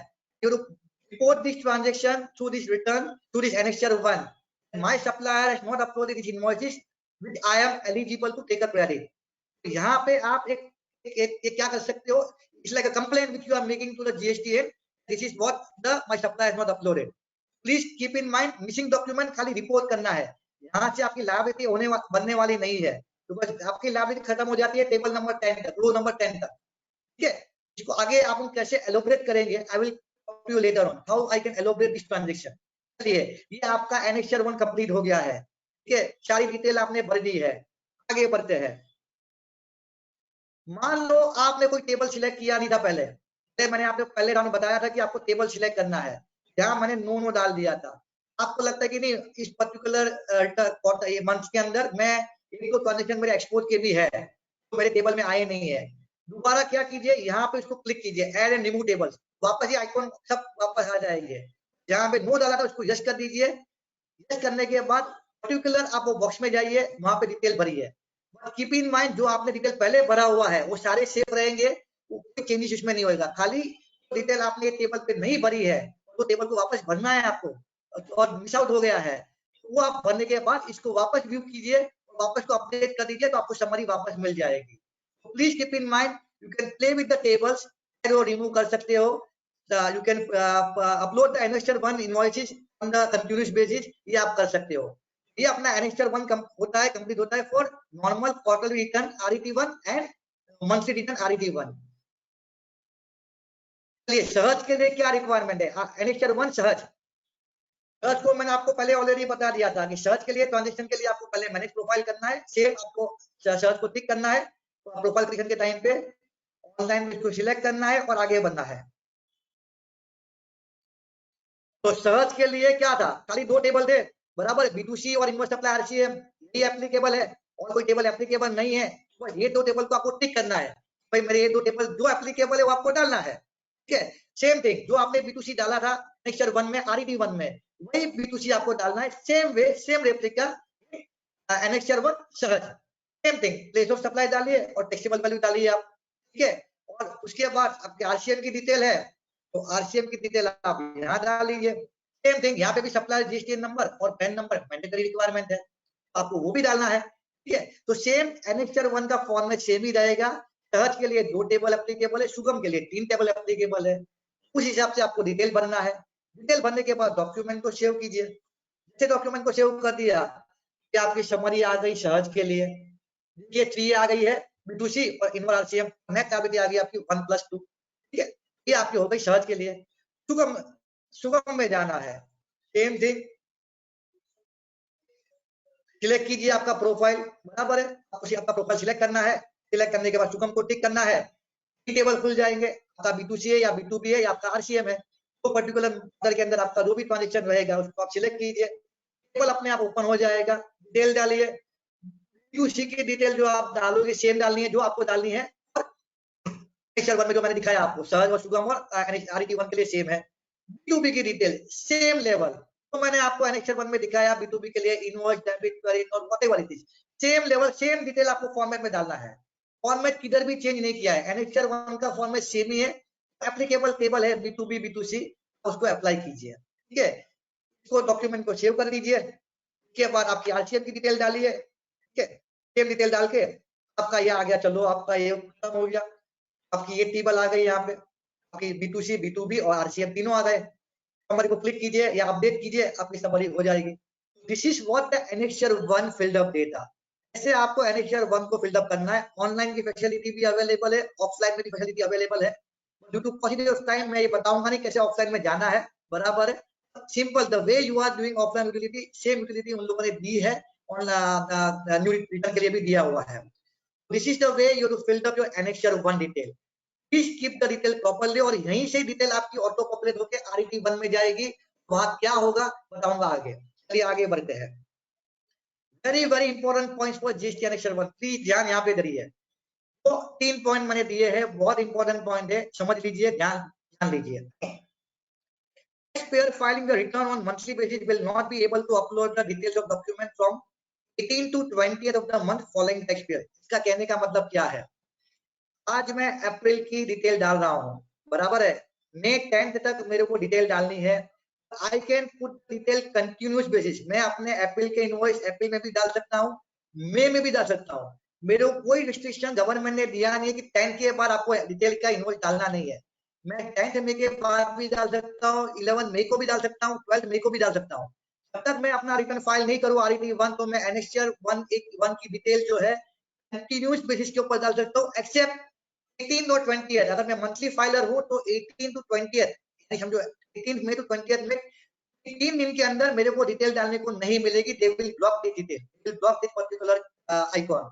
कहने का मतलब ये है कि बिकॉज़ ये टाइम पे रिटर्न फाइलिंग की टाइम आती है, पेमेंट की टाइम आती है, that is the reason behind that कि 18 to 20th तक ये एनेक्चर 1 की डिटेल में नहीं डाल पाऊंगा, जैसे 20th हो जाएगा 20th फर्स्ट मई को भी मैं मेरी अप्रैल की इनवॉइस अपलोड कर सकता हूँ, तो I can upload my April invoice continuous basis, जब तक मैं रिटर्न मेरा पहला फाइल नहीं करूंगा तब तक वो डेटा फ्रीज नहीं होएगा, ठीक है। अगर मैं क्वार्टरली फाइल करता हूँ, क्वार्टरली सप्लायर हूँ, 23 जुलाई 24 जुलाई 25 जुलाई अप्रैल टू जून का क्वार्टर, 3 दिन के अंदर मैं अपने एनेक्चर सेल्स की डिटेल अपलोड नहीं कर पाऊंगा, before that and after that I can continuous basis के ऊपर मैं उसको अपलोड कर सकता हूँ।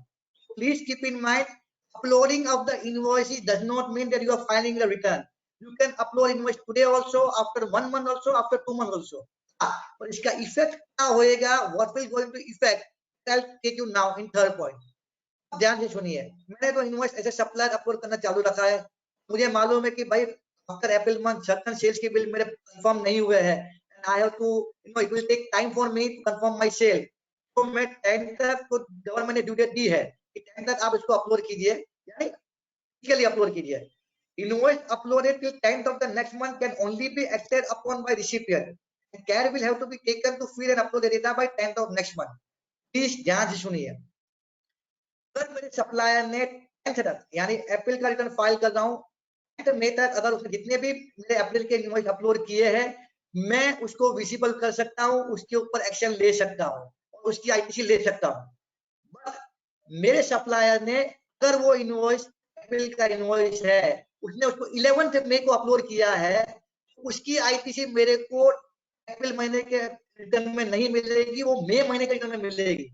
तो मेरी ITC will be postpone to next month, not in the April return. फिर बताता हूँ, आपके सप्लाई, आपके रिसिपिएंट को अगर आपकी आईटीसी चाहिए पर्टिकुलर मंथ, आपको आपका सेल्स का इनवॉइस जो है 10th of the next month के पहले सारे अपलोड करना पड़ेगा, ही रिसिपिएंट उसकी आईटीसी ले पाएगा।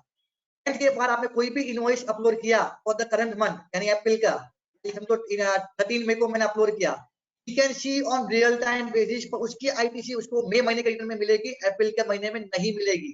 तो नाउ जो अभी प्रॉब्लम चल रहा है मंथली और क्वार्टरली का, the same problem will continue to be happen in new GST return also. आपके अगर क्वार्टरली रिटर्न वाले हैं और मंथली रिटर्न वाले हैं, और आपको आईटीसी आपके मंथली वालों को मंथली चाहिए कि भाई मंथली आईटीसी हमको चाहिए, तो क्वार्टरली वाले को शिफ्ट भी करना पड़े मंथली के लिए। तो प्लीज कीप इन माइंड, आपको एक चीज ध्यान रखनी है, इसके पहले जितनी भी आपने सेल्स की इनवॉइस अपलोड कर दी है, आपके रिसिपिएंट को उसकी आईटीसी मिल जाएगी, डिपेंडिंग वो क्या एक्शन लेता है। ठीक है, आफ्टर 10th आपने इनवॉइस को अपलोड किया तो उसकी आईटीसी उसको सेकंड मंथ में मिलेगी, नेक्स्ट महीने के अंदर मिलेगी, महीने के ऊपर वो नहीं ले पाएगा। keep in mind, but the supplier you are allowed to upload the invoices on continuous basis. Only the restriction of the date is 18 to 20th for monthly filer for next month and 23rd to 25th quarterly filer. Please keep in mind. Okay, keep in mind that. चलिए, ये हो गया आपका GST annexure 1, complete होता है अपनी annexure 1 की detail. मैंने आपको बता दिया कैसे डेटा वहां से फ्लो होता है और क्या क्या प्रिकॉशन आपको लेने चाहिए। आगे बढ़ते हैं, एनेक्सचर 2 काफी सिंपल है, कुछ नहीं करना है आपको, तो खाली एक्शन ही लेना है भाई। आपके हाथ बंधे हुए हैं, कुछ नहीं करो आप, उसके अपने हाथ बंधे रखो और खाली एक्शन लो। आपको दिमाग भी लगाना थोड़ा कम है इसके अंदर। एनेक्सचर 1 में क्या हो जाएगा, जो डिटेल आपकी एनेक्सचर 2 में क्या हो जाएगा, जो डिटेल आपकी एनेक्सचर 1 की है वो सारी ऑटो पॉपुलेट होकर एनेक्सचर 2 में आ जाएगी और आपको बोलेंगे कि आप इसके ऊपर एक्शन लो। आप एक्शन लोगे, एक्सेप्ट, रिजेक्ट और पेंडिंग, उसके हिसाब से आपका आईटीसी हो जाएगी वो पर्टिकुलर मंथ और क्वार्टर के लिए। कैसे वर्क होएगा एनेक्सचर 2, देखिए आगे। एनेक्सचर 2 के लिए भी सेम थिंग, एनेक्सचर 2 फिलअप करने के लिए इतनी रो दी है, 2 दिए है, 3A दिया है, 3B दिया है, 3C दिया है, और सारी रो के सामने उसकी रिस्पेक्टिव कॉलम हेडिंग दी हुई है, 4.1, 4.2 और 4.3। हम लोग क्या करेंगे, इसको एकदम सिंप्लीफाई करके समझते कि क्या है, इतना बड़ा हेडिंग नहीं समझते। चलिए, annexure 2 inverse supply. Okay, TA की कॉलम में इनवर्स सप्लाई आएगा एक्सेप्ट आरसीएम, इनवर्स सप्लाई आएगा एक्सेप्ट आरसीएम, बिकॉज़ आरसीएम आपका ऑटोमेटिकली पॉपुलेट हो जाएगा मेन रिटर्न के कॉलम 4A के अंदर, एनेक्सचर 2 में नहीं आएगा। ओके, इनवर्स सप्लाई 3A के अंदर जो डिटेल सेल की ऑटो पॉपुलेट हुई है, credit note, debit note, whatever, everything will be auto populated in annexure 2। जो सप्लायर ने अपलोड किया है वो एज अ रिसिपिएंट आपको दिखना चालू हो जाएगा। 3B और 3C, input of goods from SEZ and input of goods, ये डिटेल ऑटो पॉपुलेट होकर एनेक्सचर 1 जो आपने डाली हुई है, आपने जो एनेक्सचर 1 में डाली हुई है डिटेल एज अ सप्लायर, वो डिटेल ऑटो पॉपुलेट होकर यहाँ पे आ जाएगी रिसिपिएंट के as a recipient. Now you are recipient for what you filled input of goods from SEZ and input of goods in annexure 1, जिसकी आईटीसी आपको लेनी है, वो अपने आप आ जाएगी एनेक्सचर 2 के अंदर। तो कुछ नहीं करना है, कुछ भी एक्शन लेना नहीं है। 4.1 document rejected, 4.2 document pending, 4.3 document accepted, तीनों रो एडिशनली एनेक्सचर 2 के अंदर दी गई है। 5 रो है, row number 5 ISD query received, तो आईएसडी रिटर्न भरेंगे, उसकी डिटेल ऑटो पॉपुलेट होकर आईएसडी क्वेरी रिसीव में आ जाएगी। देखिए, आईएसडी वाले को नया रिटर्न भरना नहीं है, वो लोग को अपने पुराने रिटर्न में ही जीएसटी रिटर्न फाइल करनी है, उससे वो डिटेल ऑटो पॉपुलेट होकर यहाँ पे डिटेल आ जाएगी। Please keep in mind, ISD credit वाले को नया रिटर्न नहीं भरना है, it is applicable only for filing GSTR 1। ठीक है, आगे बढ़ते हैं। 4.1 की डॉक्यूमेंट रिजेक्टेड है और 4.2 और ये 4.3, सारी डिटेल जो है 4.1 की डिटेल जो है आपके रिटर्न मेन रिटर्न के अंदर 4A1 के अंदर तो पॉपुलेट हो जाएगी। 4.2 की डॉक्यूमेंट पेंडिंग है वो मेन रिटर्न के 4A2 में रिफ्लेक्ट हो जाएगी। 4.3 की जो एक्सेप्टेड डॉक्यूमेंट है वो 4A3 में एक्सेप्ट हो जाएगी, 3 में ऑटो पॉपुलेट हो जाएगी। आईएसडी क्वेरी रिसीव जो है 4A9 में हो जाएगी। तो देखिए, आपकी एक्शन के हिसाब से ये सारी डिटेल ऑटोमेटिकली आपके मेन रिटर्न के अंदर ऑटो पॉपुलेट होके हो जाएगी। कीप इन माइंड, आपको क्या करना है, खाली 3A को लेना है और उसका जो भी आपका एक्शन लेना है वो एक्शन खाली आपको लेना है, बाकी डिटेल जो है ऑटो पॉपुलेट होके आपके मेन रिटर्न में चली जाएगी। एनेक्सर 2 का कैसे हम उसको एक्शन लेंगे, चलिए बताता हूं मैं। टू प्रिपेयर ऑनलाइन जिस एनेक्सर 2 ऑनलाइन, चलिए वापस जाइए आपकी साइट के अंदर, फाइनेंशियल ईयर डालिए, दिसंबर डाल दिया, जैसे यहाँ पे एनेक्सर 1 का आपको आइकॉन मिलता था वहां पे एनेक्सर 2 का भी आइकॉन मिलेगा। सिलेक्ट कीजिए, ऑनलाइन मोड के अंदर प्रोसीड कीजिए। जैसे ही प्रोसीड करोगे आपको देखो यहाँ पे व्यू समरी मिलेगी, आपके टेबल के अंदर ये व्यू समरी आ जाएगी, पार्टी का नाम आ जाएगा, जीएसटीएन नंबर आ जाएगा, टेबल आ जाएगा, एक्सेप्ट रिजेक्टेड पेंडिंग आ जाएगा। आगे बढ़ते हैं, सिंपलीफाइड वे से टेबल पहला खुलेगा आपका, ये देखिए यहाँ पे tab number 4 to take action select the appropriate table. मैंने अपना 3A का टेबल खोल दिया, supply from the registered person B2B। जैसे ये टेबल को मैं खोलूंगा, ओपन करूंगा, मेरे को 2 डिटेल यहाँ पे दिखेगी, देखिए नंबर 5 में taxpayer can view the detail in 2 ways, supplier wise and document wise. मैंने सप्लायर वाइज को क्लिक किया हुआ है, सप्लायर वाइज में क्या हो जाएगा सप्लायर वाइज में क्या हो जाएगा, वो सारी डिटेल यहाँ पे दिखेगी, पर कैसे दिखेगी, ये मान लो पार्टी का नाम है, पार्टी का नाम, उसका पर्टिकुलर सप्लायर टैक्स पीरियड, दिसंबर महीने में ये पार्टी ने जितने भी इनवॉइस मेरे अपलोड किए हुए हैं उसकी समरी मेरे को यहाँ पे आ जाएगी। टेबल वैल्यू 1025, ये इनवॉइस वाइज नहीं, party wise and tax period wise. देखिए यहाँ पे मेरी 3 पार्टी का नाम एक ही है, इंटरनेशनल, उसकी जो टैक्स पीरियड है जुलाई, तो जुलाई की डिटेल मुझे अलग से दिखेगी, सितंबर की जो इनवॉइस मैंने अपलोड की है सेल्स की वो अलग से दिखेगी, नवंबर की जो डिटेल अपलोड की है वो अलग से दिखेगी। तो you will get the summary of the tax period wise, summary of your first supplier wise, की सप्लायर की पूरी डिटेल आ जाएगी, टैक्स पीरियड वाइज आपको डिटेल दिखेगी जो उसने अपलोड की हुई है। सबसे इंपॉर्टेंट पॉइंट जो यहाँ पे आएगा, सप्लायर रिटर्न स्टेटस। देखिए यहाँ पे मैंने एक रेड मार्क किया हुआ है, यहाँ से आपको मालूम चलेगा कि आपके सप्लायर ने रिटर्न फाइल पर्टिकुलर टैक्स का किया है कि नहीं किया है। दिसंबर का return not file, July not file, तो यहाँ से you can keep a track that your suppliers although uploaded the invoices but he has not filed the return of that particular period. अगर वो रिटर्न फाइल नहीं करेगा तो क्या problem अपने को आएगी, recipient, I will tell you the latest slide.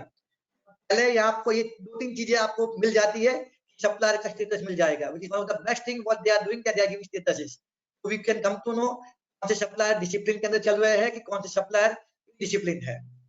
चलिए ये मैंने बता दिया सप्लायर वाइज।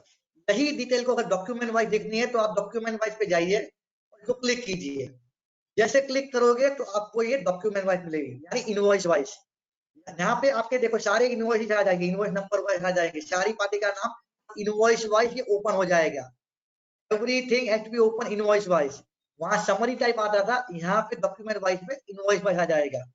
इनवॉइस वाइज के अंदर आपको देखो यहाँ पे सिलेक्ट दिया गया है, सिलेक्ट दिया है, टेबल को आपको सिलेक्ट करना है, तो भी इनवॉइस को आपको एक्सेल लेना है, इसको सिलेक्ट कीजिए, सारे भी एक्सेल आप सिलेक्ट कर सकते हो, व्हाटएवर इनवॉइस आपको जो सिलेक्ट करना है इसको आप सिलेक्ट कर सकते हो।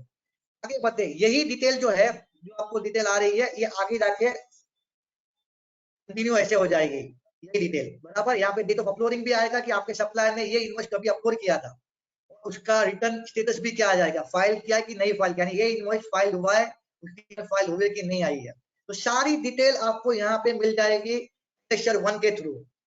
अभी आपको क्या करना है, आपके पास ये 3 सिग्नल है, ये 3 बटन दिया है, एक्सेप्ट, रिजेक्ट और पेंडिंग, ओके। तीनों बटन को अभी आपको क्या करना है, इसको यूज करना है। आपको ये सारी डिटेल को एक्शन लेनी है, क्या एक्शन लोगे आप, ओके। एक्शन आप लोगे एक्सेप्टेड, रिजेक्टेड और pending. What do you mean by accepted? Accepted का मतलब ये हो जाता है कि ट्रांजैक्शन जेन्युइन है, बराबर है, उसकी आईटीसी मुझे मिलती है और ट्रांजैक्शन जेन्युइन है। प्लीज कीप इन माइंड, बहुत लोगों का सुझाव ये होता है कि एक्सेप्ट का मतलब क्या होता है, ये जो आपकी डिटेल है एक्सेप्ट, रिजेक्ट और पेंडिंग, ये आईटीसी बेस है, ये आईटीसी बेस नहीं है। आपको ट्रांजैक्शन को देखना है कि ट्रांजैक्शन जेन्युइन है कि नहीं। एग्जांपल देता हूं कि जैसे मान लो मोटर कार है, मैंने मोटर कार खरीदा है और उसकी आईटीसी मुझे मिलती नहीं है, कहने का मतलब जो सप्लायर है वो तो एनेक्शन 1 में डिटेल डालेगा मेरी, और ये डिटेल यहाँ पे ऑटो पॉपुलेट होकर यहाँ पे आ जाएगा। भले मुझे उसकी आईटीसी नहीं मिलती है, वहां पे ब्लॉक है मेरी ITC, but I have to accept this transaction because this will give you a genuinity of transaction uploaded by supplier। बहुत सारे लोग क्या कहते हैं कि नहीं ये तो आईटीसी हमको मिलती नहीं है 795 की, तो यहाँ कुछ लिखते नहीं है, बराबर है, छोड़ देते हैं, या तो रिजेक्ट कर देंगे या पेंडिंग कर देंगे। नहीं, बिल्कुल you can not escape this transaction. आपको हर ट्रांजेक्शन की जेन्युइनिटी चेक करनी है। एक्सेप्ट बोलेगा तो यस आपका ट्रांजेक्शन जेन्युइन है, सप्लायर और रिसिपिएंट दोनों ने हाथ मिला लिया है, ट्रांजेक्शन है प्रॉपर्ली जेन्युइन ट्रांजेक्शन, तो ये एक्सेप्ट करना, और ये एक्सेप्ट करने के बाद ही आपको इसकी आईटीसी मिलेगी। ठीक है, ब्रोकरेज की आईटीसी मिल जाएगी, वापस कैसे उसको रिवर्स करना है I will let you know afterwards. Accept करोगे तो आपको इसकी आईटीसी मिल जाएगी। रिजेक्ट का मतलब क्या होता है कि आपको लगता है कि नहीं ट्रांजेक्शन बराबर नहीं है, या तो रॉन्ग जीएसटी नंबर डाला हुआ है, इनकरेक्ट अमाउंट डाला है, या तो आपकी एचएसएन कोड बराबर नहीं है, ठीक है, जो उसने सप्लायर ने अपलोड की है, तो आपको क्या करना है, ट्रांजेक्शन को रिजेक्ट करना है। ओके, रिजेक्ट करोगे तो रिजेक्ट करने के बाद उसकी आईटीसी आपको नहीं मिलेगी। ये रिजेक्ट करने के बाद डिटेल जाएगी सप्लायर के पास only after you file your RET1 return.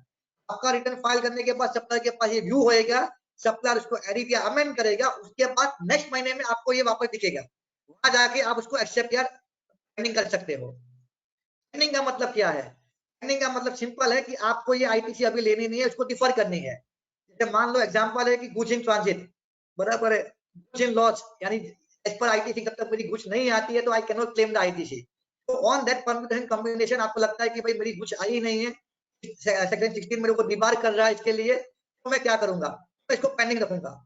Pending से आपकी आईटीसी लेफ्ट नहीं हो जाएगी, वो सेकंड महीने के अंदर वापस कैरी फॉरवर्ड हो जाएगी और वापस आपको चांस मिलेगा, तो उसको एक्सेप्ट कीजिए, रिजेक्ट कीजिए और पेंडिंग कीजिए। तो as per the law of the GST please keep in mind, you to accept the transaction, reject the transaction और पेंडिंग, ये तीन काम आपको करना है और कुछ नहीं करना है आपको इसके अंदर। बस ये काम करना है, यानी ये इनवॉइस वाइज करना है, every invoice you have to accept it with I think ridiculous task, मेरे हिसाब से बहुत ज्यादा काम बढ़ जाएगा, but can not help it, you to go with the GST returns. Okay, ये करने के बाद आपने एक्सेप्ट रिजेक्ट पेंडिंग कर दिया है, क्या हो जाएगा सेक्शन 2 के अंदर ये आपकी टेबल नंबर जो 4.1, 4.2 और 4.3 credit on all document which have been rejected pending, और ये आपकी एक्सेप्टेड, तो जो आपने एक्सेप्ट किया हुआ है रिजेक्ट किया है वो अपने रिस्पेक्टिव बकेट में चली जाएगी, यानी 4 रिजेक्ट वाले सारे ट्रांजेक्शन की समरी यहाँ पे आ जाएगी, पेंडिंग वाले सारे ट्रांजेक्शन की समरी यहाँ पे आ जाएगी, कितनी आपकी वैल्यू है, कितना आईजीएसटी सीजीएसटी व्हाटएवर आपके इनपुट, और कितनी आपने एक्सेप्टेड की है उसकी ट्रांजेक्शन आपको आ जाएगी। रिजेक्ट पेंडिंग करने के बाद ऑटोमेटिकली आपके सारे ट्रांजेक्शन की समरी रिस्पेक्टिव बकेट में रिजेक्टेड, पेंडिंग और एक्सेप्ट में आ जाएगी। यही डिटेल सारी ऑटो पॉपुलेट होके जाएगी अपने आरईटी रिटर्न टेबल नंबर 4 के अंदर, जो आपको डायरेक्टली मिलेगी। तो प्लीज कीप इन माइंड, आपको एनेक्सर 2 के अंदर खाली एक्सेप्ट, रिजेक्ट और पेंडिंग करना है और कुछ नहीं करना है। ठीक है, आगे बढ़ते हैं। As I told you accept action क्या है, एक्सेप्ट किया इसका मतलब है कि नाउ कीप इन माइंड भाई आपने ट्रांजेक्शन एक्सेप्ट कर लिया है, बराबर है ट्रांजेक्शन रियल टाइम बेसिस के ऊपर, बिफोर 10th आपने एक्सेप्ट कर दिया है। अगर समझो आपके सप्लायर को आपको लगा कि गलती से एक्सेप्ट हो गया है, अभी मेरे को इसको ट्रांजेक्शन बराबर जेन्युइन नहीं था, आपको नीचे रिसेट का बटन दिया गया है, उस ट्रांजेक्शन को आप सिलेक्ट कीजिए, रिसेट बटन दबाइए, एक्सेप्ट अनलॉक हो जाएगा। लॉकिंग और अनलॉकिंग की सुविधाएं ये रिटर्न में दी गई है। आपको कोई भी ट्रांजेक्शन लगे कि भाई मैंने गलती से रिजेक्ट कर दिया या पेंडिंग कर दिया, एक्सेप्ट कर दिया है, आपको रिसेट का बटन दिया जाएगा, उससे आप अपने ट्रांजेक्शन को अनलॉक कर सकते हो और वापस you can give appropriate action. Keep in mind, ये आप दे सकते हो, इसमें कोई इश्यू नहीं है। ठीक है, एक्सेप्ट का मैंने बता दिया कि ऑटो पॉपुलेट होएगा, 20 तक नहीं करोगे, कोई भी एक्शन नहीं लोगे, कोई भी each and every transaction you take action. अगर आपने 20 के पहले उसका एक्शन नहीं लिया है तो सारे एक्सेप्ट हो जाएंगे। यानी मान लो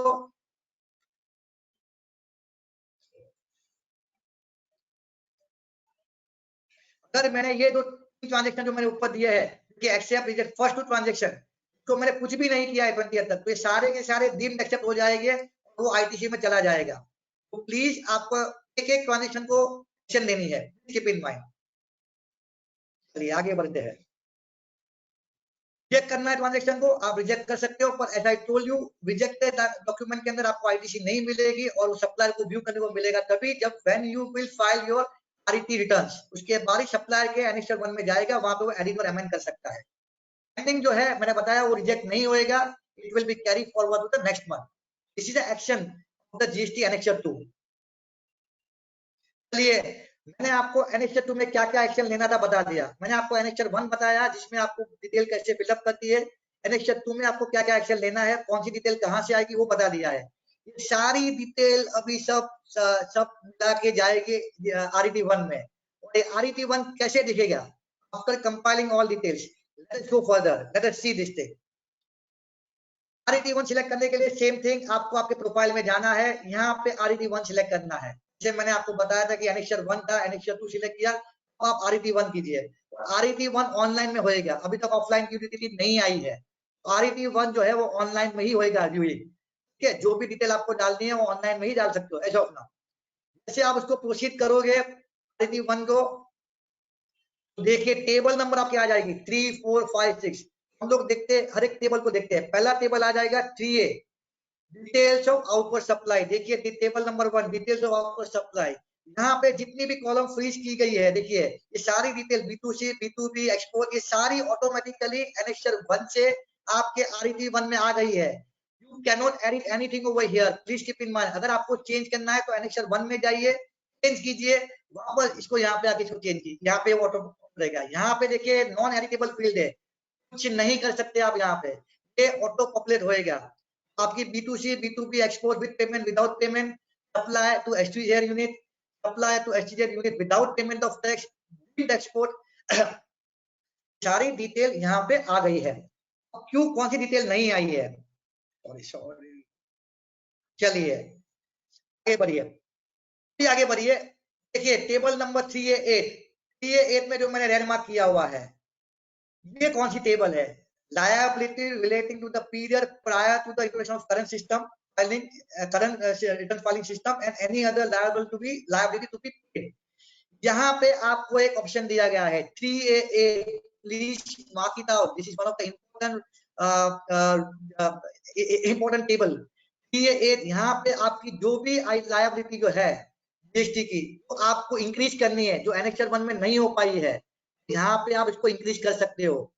आपको लगता है कि मेरी एनेक्सर 1 में कोई लायबिलिटी छूट गई है, या मुझे मालूम नहीं, या तो लायबिलिटी के लिए एनेक्सर 1 में कोई भी डिटेल अवेलेबल नहीं है, यहाँ पे आप अपनी लायबिलिटी इंक्रीज कर सकते हो। टैक्सेबल वैल्यू तो भी CGST IGST, ये डिटेल आप ऑटो अपने हाथ से डाल सकते हो, मैन्युअली फिलअप कर सकते हो। ये 8 will give a increase in the liability, upper movement है, फ्री फ्लो बेसिस के ऊपर है। You can increase your liability which has not been included, it is not reflected over here, यहाँ पे रिफ्लेक्ट नहीं होती है, वो आप यहाँ पे डाल सकते हो 3A8 के अंदर। सेम थिंग 3A9 क्या बोलता है? वो खाली रिपोर्ट मांगता है कि आपने जो यहाँ पे इंक्रीज की है लायबिलिटी, उसमें से एक्सपोर्ट की कितनी लायबिलिटी है वो खाली रिपोर्ट कीजिए यहाँ पे। It will not increase your liability, but they want, अगर 3A8 में आपने लायबिलिटी को इंक्रीज डाली है, बराबर है, उसमें से एक्सपोर्ट की कितनी लायबिलिटी है उसका वैल्यू और इसकी डिटेल दीजिए। आपकी नेट लायबिलिटी को बढ़ाएगा नहीं, खाली रिपोर्टिंग मांगेगा। ऑफकोर्स 3A8 में अगर लायबिलिटी आप डालोगे, इंक्रीज करोगे, आपकी सेल छूट गई है, you can increase, you can the liability, ठीक है। ये इंक्रीज इनफ्लो है, और ये क्यों दिया गया, इसका रीजन भी ये है कि government can not able to prepare the form so elaborately, सारे ट्रांजेक्शन कवर हो जावे।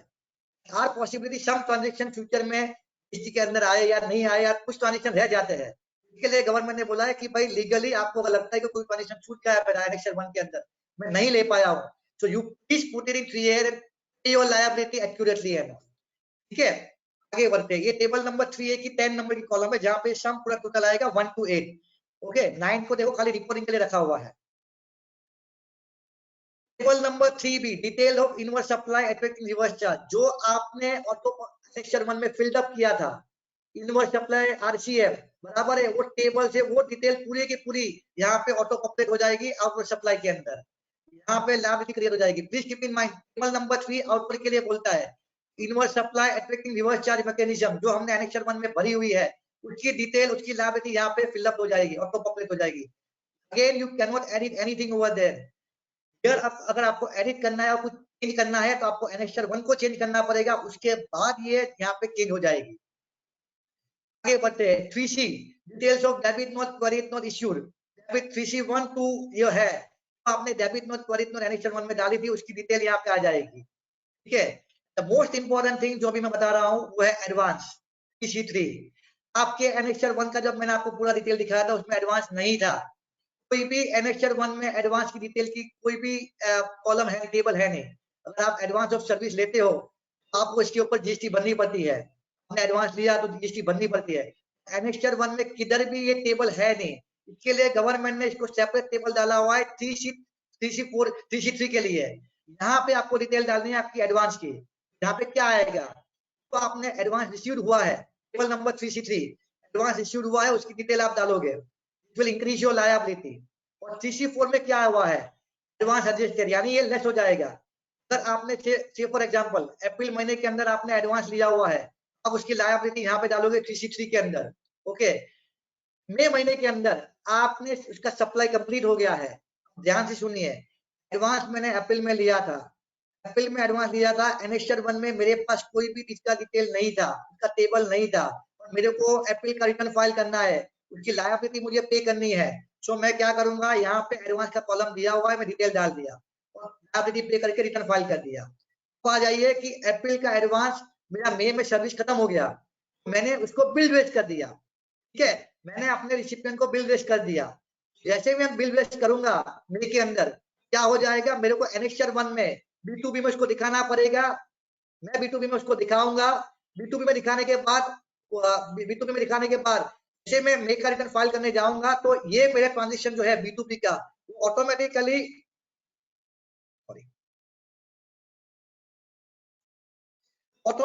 आपके यहाँ पे आ जाएगा, बिकॉज मैं मई में दिखा रहा हूँ एनेक्स्चर 1 की मेरी सप्लाई कंप्लीट हो गई है, तो यहाँ पे मेरी लायबिलिटी पॉपअप हो जाएगी, पर मैंने ऑलरेडी इसके ऊपर टैक्स पहले ही भर दिया है।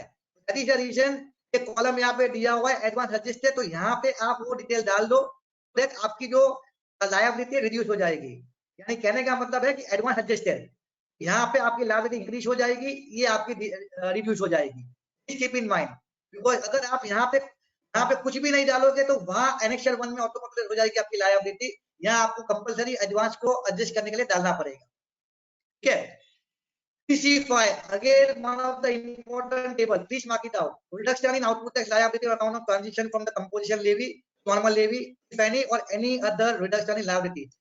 जो भी आपकी जीएसटी की लायबिलिटी है जिसको आपको रिड्यूस करना है या एक्सेस पे कर दिया है, आपको रिड्यूस करना है उसको, वो आप यहाँ ऑटो फिल्ड अप अपने हाथ से यहाँ पे आप डाल सकते हो, you can fill manually this detail. Government ने जो पहले दिया था 3A8 के अंदर, भाई आप अपनी लायबिलिटी इंक्रीज कीजिए एज पर द लॉ, यहाँ आपको आपकी लायबिलिटी डिक्रीज करनी है, बराबर है, because of the some excess you have paid और some transaction where excess GST has been already paid, यहाँ पे आप 3C5 के अंदर इसको आप रिड्यूस कर सकते हो, यू कैन पुट इट, ये फ्री फ्लो डाउनवर्ड है, डाउनवर्ड फ्री फ्लो आप कर सकते हो एज पर लीगली, ठीक है। यही है 3C6 तो बोलता है 3C5 के अंदर जो मेरी एक्सपोर्ट की ट्रांजैक्शन है, जो मैं 3A में बताया था, उसकी खाली रिपोर्टिंग कीजिए, यानी 3C5 में अगर मैं लायबिलिटी को रिड्यूस करता हूँ, उसमें से एक्सपोर्ट कितना है इसको आप यहाँ पे कीजिए इसको, ठीक है।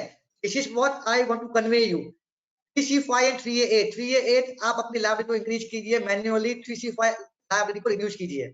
यहाँ पे टेबल नंबर 7 जो बोलता है 1 + 2 3 एडवांस को ऐड कर रहा है और एडवांस रजिस्टर को माइनस कर रहा है, ठीक है, लायबिलिटी को रिड्यूस कर रहा है, ये आपकी टेबल नंबर 3C7 में टोटल आ जाएगा। टेबल नंबर 3B के अंदर भी टोटल आपका आ गया था और 3A8 में भी टोटल आपका आ गया था, ठीक है। सो ये आपका टेबल नंबर 3 जो है, उसके बाद आगे बढ़ते हैं। टेबल नंबर 3D, अभी भी हम लोग आउटपुट सप्लाई देख रहे हैं जो ऑटो पॉपुलेट होकर आ रही है। टेबल नंबर 3D के अंदर आपको एडिशनल डिटेल डालनी है रिटर्न के अंदर, exempt and nil weighted supply, आपकी जो भी exempt and nil weighted supply है इसका खाली वैल्यू आपको डालना है। यहाँ पे देखो बाकी जीएसटी सब फ्रीज किया हुआ है। नॉन जीएसटी सप्लाई बराबर है, उसकी डिटेल आपको डालनी है। Outward supply attracting reverse charge, please keep in mind important point, मैं सप्लायर हूँ, मैंने कोई सप्लाई दी है मेरे रिसिपिएंट को, इसके ऊपर उसको टैक्स भरना है रिसिपिएंट, ओके, मेरे को जो सप्लाई को दी हुई है उसकी वैल्यू यहाँ पे डिटेल डालनी है, डिटेल डालनी है, बराबर है। तो और इसकी कोई लायबिलिटी यहाँ पे नहीं है, खाली ये डिटेल आपको डालनी है। उसका रीजन क्या हो जाएगा, this will add to your turnover, तो टोटल टर्नओवर को मैच करना है, कितना टर्नओवर है, इसके लिए ये टेबल दी हुई है। Please keep in mind details of supply, exempt and nil supply, non GST supply, offer supply पे रिवर्स चार्ज, ये सारी डिटेल आपको RET 1 में डालनी है। पर इंपॉर्टेंट पॉइंट ये है, ये सारी डिटेल आपको RET 2 और RET 3 सहज और सुगम के रिटर्न के लिए एप्लीकेबल नहीं है। वो टेबल में उसके रिटर्न के अंदर ये टेबल डालने की जरूरत नहीं है। I come back when I come to Sahaj and Sugam I tell you about that. तो प्लीज कीप इन माइंड, ये खाली RET 1 नॉर्मल और मंथली RET 1 वाले को ही डिटेल डालनी है। ये डिटेल डालने के बाद आपका टेबल नंबर 3 क्लियर हो जाएगा। यहाँ पे 3A में देखिए आपको total value and tax liability आएगी, नीचे देखिए 3A, 3B, 3C और 3D, चारों से जो भी डिटेल आपकी आएगी यहाँ पे डिटेल आपकी ऑटो पॉपुलेट हो जाएगी। यानी आपकी आउटवर्ड लायबिलिटी कंफर्म हो जाएगी। अब चलते हैं इनवर्ड लायबिलिटी के पास। चलिए टेबल नंबर 4, टेबल नंबर 4 क्या बोलता है? आईटीसी, ये क्या thing, detail of ITC based on auto population from GST annexure 1, action taken in annexure 2 and other claim। आपके annexure 2 की जो भी डिटेल आपने एक्शन लिया है वो ऑटो पॉपुलेट होके टेबल नंबर 4 में आ जाएगी आईटीसी के लिए। Now we are talking about inward supply, आप उसको भूल जाइए, इनवर्ड के ऊपर ध्यान दीजिए। ठीक है, टेबल नंबर 4 है, 4A 481 4A2 4A3, सारी डिटेल जो फ्रीज है वो आपकी annexure 2 से आई है। नारायण शेल में जो आपकी डॉक्यूमेंट रिजेक्ट हुई है उसकी डिटेल है, यहाँ पे पेंडिंग की डिटेल है और यहाँ पे एक्सेप्टर की डिटेल है। जो डिटेल एक्सेप्टर की आएगी उसकी आपको आईटीसी मिलेगी, बराबर है। बिकॉज आप नीचे देखिए टेबल नंबर 4A में सम इज 3 to 11, इसे लेके 11 सम की सम टेबल है वो यहाँ पे ऐड हो जाएगी। तो ये जो है 4A1 एंड 4A2 खाली रिपोर्टिंग पर्पस के लिए होगी कि आपकी इतनी डॉक्यूमेंट आपने रिजेक्ट की हुई है, इतनी डॉक्यूमेंट आपकी पेंडिंग की है, तो एक्सेप्ट की है उसकी आपकी आईटीसी यहाँ पे आपको मिल जाएगी। Now again 4A4 eligible query not availed prior to the introduction of this return। देखिए ये टेबल जो है खुला हुआ है, ये टेबल जो है खुला हुआ है, यहाँ पे आप अपनी हाथों से डिटेल डाल सकते हैं। कौन सी डिटेल जाएगी? ट्रांस 1, ट्रांस 1 फाइल करने को गवर्नमेंट देता है, बराबर है, तो डिटेल यहाँ पे डालिए की है। एनेक्सर 2 में किधर भी इसका रिप्लिका नहीं है, एनेक्सर 1 में कुछ भी नहीं है, आप यहाँ अकॉर्डिंग टू मी ट्रांस 1 की डिटेल यहाँ पे डाल सकते हैं। या तो आप ये भी कर सकते हैं कि जो पहले साल की पहली रिटर्न है, यानी अपनी जो मार्च के पहले के जो 3B है हमको सितंबर तक मिलती है, कि नए रिटर्न में सुविधा नहीं है, तो मार्च की जो साल की 2019-20 की जो आईटीसी रह गई है वो यहाँ पे आप डाल सकते हैं एलिजिबल क्वेरी के अंदर। ठीक है, inward supply, inward supply attracting reverse charge, ये आपको जो डिटेल है वो आपको ऑटो पॉपुलेट हो जाएगी इनवर्ड सप्लाई की। Import of service, import of goods, ये भी आपकी एनेक्सर 1 से जो है एनेक्सर 2 से ऑटो पॉपुलेट हो जाएगी। यहाँ पे आपको इसकी आईजीएसटी मिलने वाली है, प्लीज कीप इन माइंड, यहाँ पे आपको खाली आईजीएसटी मिलेगी, आपकी लायबिलिटी बनती नहीं है एनेक्सर 1 के अंदर। आईएसटी क्वेरी, ये जो IST query import of goods, ये सारी ऑटो पॉपुलेट डिटेल है, देखिए नॉन एडिटेबल है, आप इसको एडिट नहीं कर पाओगे। चलिए आगे आते हैं 4A10 provisional input test query on document. जी one of the important point यहाँ पे आपको ध्यान रखना बहुत जरूरी है। 4A10 क्या बोलता है? Provisional input test query on document not uploaded by the supplier. सबको ये राहत की सांस यहाँ मिलती है, आपके सप्लायर ने अगर, बराबर है कि अगर आपके सप्लायर ने आपकी इनवॉइस अपलोड नहीं की है, बराबर, आपको इसका क्वेरी नहीं मिलेगा, एनेक्सर 2 में नहीं आता है, बट इधर आप ये क्वेरी ले सकते हो। रिलैक्स हो जाइए, आपके सप्लायर की क्वेरी जो आपने उसने अपलोड नहीं की है, व्हाटएवर है, अगर वो क्वार्टरली रहेगा व्हाटएवर रहेगा, यहाँ पे आप उसकी क्वेरी ले सकते हो। रूल 36(4) की जो क्वेरी है 10% की, यहाँ पे आप ले सकते हो इसको। Keep in mind important point which I want to share you over here. Provisional input query कब तक मिलेगी? 2 महीने तक ही मिलेगी। अगर अप्रैल और मई, अगर अप्रैल का इनवॉइस है, मैंने आईटीसी ले ली इसकी प्रोविजनल बेसिस के ऊपर, उसने अप्रैल में, सप्लायर ने अप्रैल में इसको अपलोड नहीं किया, मैंने आईटीसी अप्रैल के रिटर्न में ले ली, मई में भी उसने अपलोड नहीं किया, जून में भी उसने अपलोड नहीं किया, अगर जून में अपलोड नहीं करता है तो मेरे को खाली यहाँ जून महीने में मेरे को ये आईटीसी रिवर्स करनी पड़ेगी, और रिवर्स करके इंटरेस्ट के साथ भरना पड़ेगा मेरे को। प्लीज कीप इन माइंड, खाली 2 महीने तक ये मिलने वाली आईटीसी है, बराबर है। और बाद में ये अपलोड करेगा तो बाद में मेरे को आईटीसी मिल सकती है, कोई इश्यू नहीं है, 2 महीने तक ही मेरे को ITC I can take it. पर month I have to reverse this thing. Reverse करने के बाद प्लीज कीप इन माइंड, जैसे मैंने आईटीसी रिवर्स किया, इसकी रिपोर्टिंग मेरे को 3L में करनी पड़ेगी, यानी एनेक्सर 1 के 3L के मिसिंग डॉक्यूमेंट, मैंने पहले आपको बताया था कि मिसिंग डॉक्यूमेंट में तीसरे महीने में अगर आपके सप्लायर ने अपलोड नहीं किया है डिटेल, आपको कंप्लेंट बॉक्स आपको वो डिटेल डालनी है। हर महीने में इसको रिवर्स करना है, रिवर्स करने के बाद इंटरेस्ट पे करना है, एंड उसके बाद आपको इसको ये अपलोड, इसको आपको मिसिंग डॉक्यूमेंट में दिखा रहा है। अभी मोस्ट इंपोर्टेंट थिंग आप कीप इन माइंड, ये सुविधा दी गई है नॉर्मल रिटर्न RET1 के लिए, ये प्लीज अंडरस्टैंड, ये RET1 नॉर्मल और क्वार्टरली इसके लिए दी गई है, सहज और सुगम के लिए सुविधा नहीं दी गई है। It means that you are filing Sahaj, if you are filing Sugam, in that case अगर आपके सप्लायर ने 2 महीने तक ये आपकी आईटीसी अपलोड नहीं किए, तीसरे महीने में तो आपको इंटरेस्ट के साथ आईटीसी रिवर्स करनी पड़ेगी, जब नेक्स्ट क्वार्टर में अगर वो अपलोड करने जाएगा तो आपको आईटीसी नहीं मिलेगी। आपको आईटीसी नहीं मिलेगी सहज सुगम के लिए, बिकॉज ये पर्टिकुलर जो टेबल है वो सहज सुगम के रिटर्न में नहीं है। आरईटी 2 और आरईटी 3 में ये मिसिंग है, and one of the biggest looking what Sahaj and Sugam people will going to face, because Sahaj और सुगम के लिए उन लोग को ध्यान यही रखना है टू सिलेक्ट द रिटर्न, आपके सप्लायर को आपको आईटीसी जो है जो है एनेक्चर 1 में रियल टाइम बेसिस के ऊपर और टाइम के ऊपर अपलोड करनी है। अगर वो चूक गए क्वार्टर के बाद, उनको अगर आईटीसी नहीं उसने अपलोड सेल इनवॉइस अपलोड नहीं किया, आपको नेक्स्ट महीने नेक्स्ट क्वार्टर में भी ये आईटीसी नहीं मिलेगी। ITC is as good as lapse, so please keep in mind provisional input test query is one of the important table which we have to use for that. आगे बढ़ते हैं। 4A11 for adjustment of input test query due to recipient, same ले आपकी अगर ITC को बढ़ाना है, आपको जैसे मैंने वहां बताया था लायबिलिटी को घटाना है बढ़ाना है, सेम इंक्रीज फ्री फ्लो है। फ्री फ्लो है यानी आप अपनी आईटीसी जो रह गई है, पुरानी आईटीसी रह गई है या कुछ भी आपका आईटीसी बढ़ाने का है, बराबर है करीब नोट से या किधर से भी, तो ये आप यहाँ पे आईटीसी आप ऐड कर सकते हो। फ्री फ्लो इंक्रीज है, बराबर, इसका आप यूज कीजिए। चलिए ये आपकी हो जाएगी 4A टेबल। नाउ आते हैं table number 4B, reversal of the credit. Reversal of the credit 4B2 suppliers not eligible for credit, यानी लो क्रेडिट। आपने जो मैंने आपको पहले भी बताया था कि एनेक्सर 2 में आपने ट्रांजैक्शन को एक्सेप्ट कर दिया है, एक्सेप्ट करना जरूरी है, because genuinity of transaction is most important thing. ऐसे आपने एक्सेप्ट कर दिया, आपका टेबल 4B में ये आपकी 4A में आपकी आईटीसी वहां पे आ गई, बराबर है। बाद में ये आईटीसी अपने को रिवर्स करनी है, ये अपने को आईटीसी लेनी नहीं है, सो आपको 4B2 में इसको रिवर्स करना है।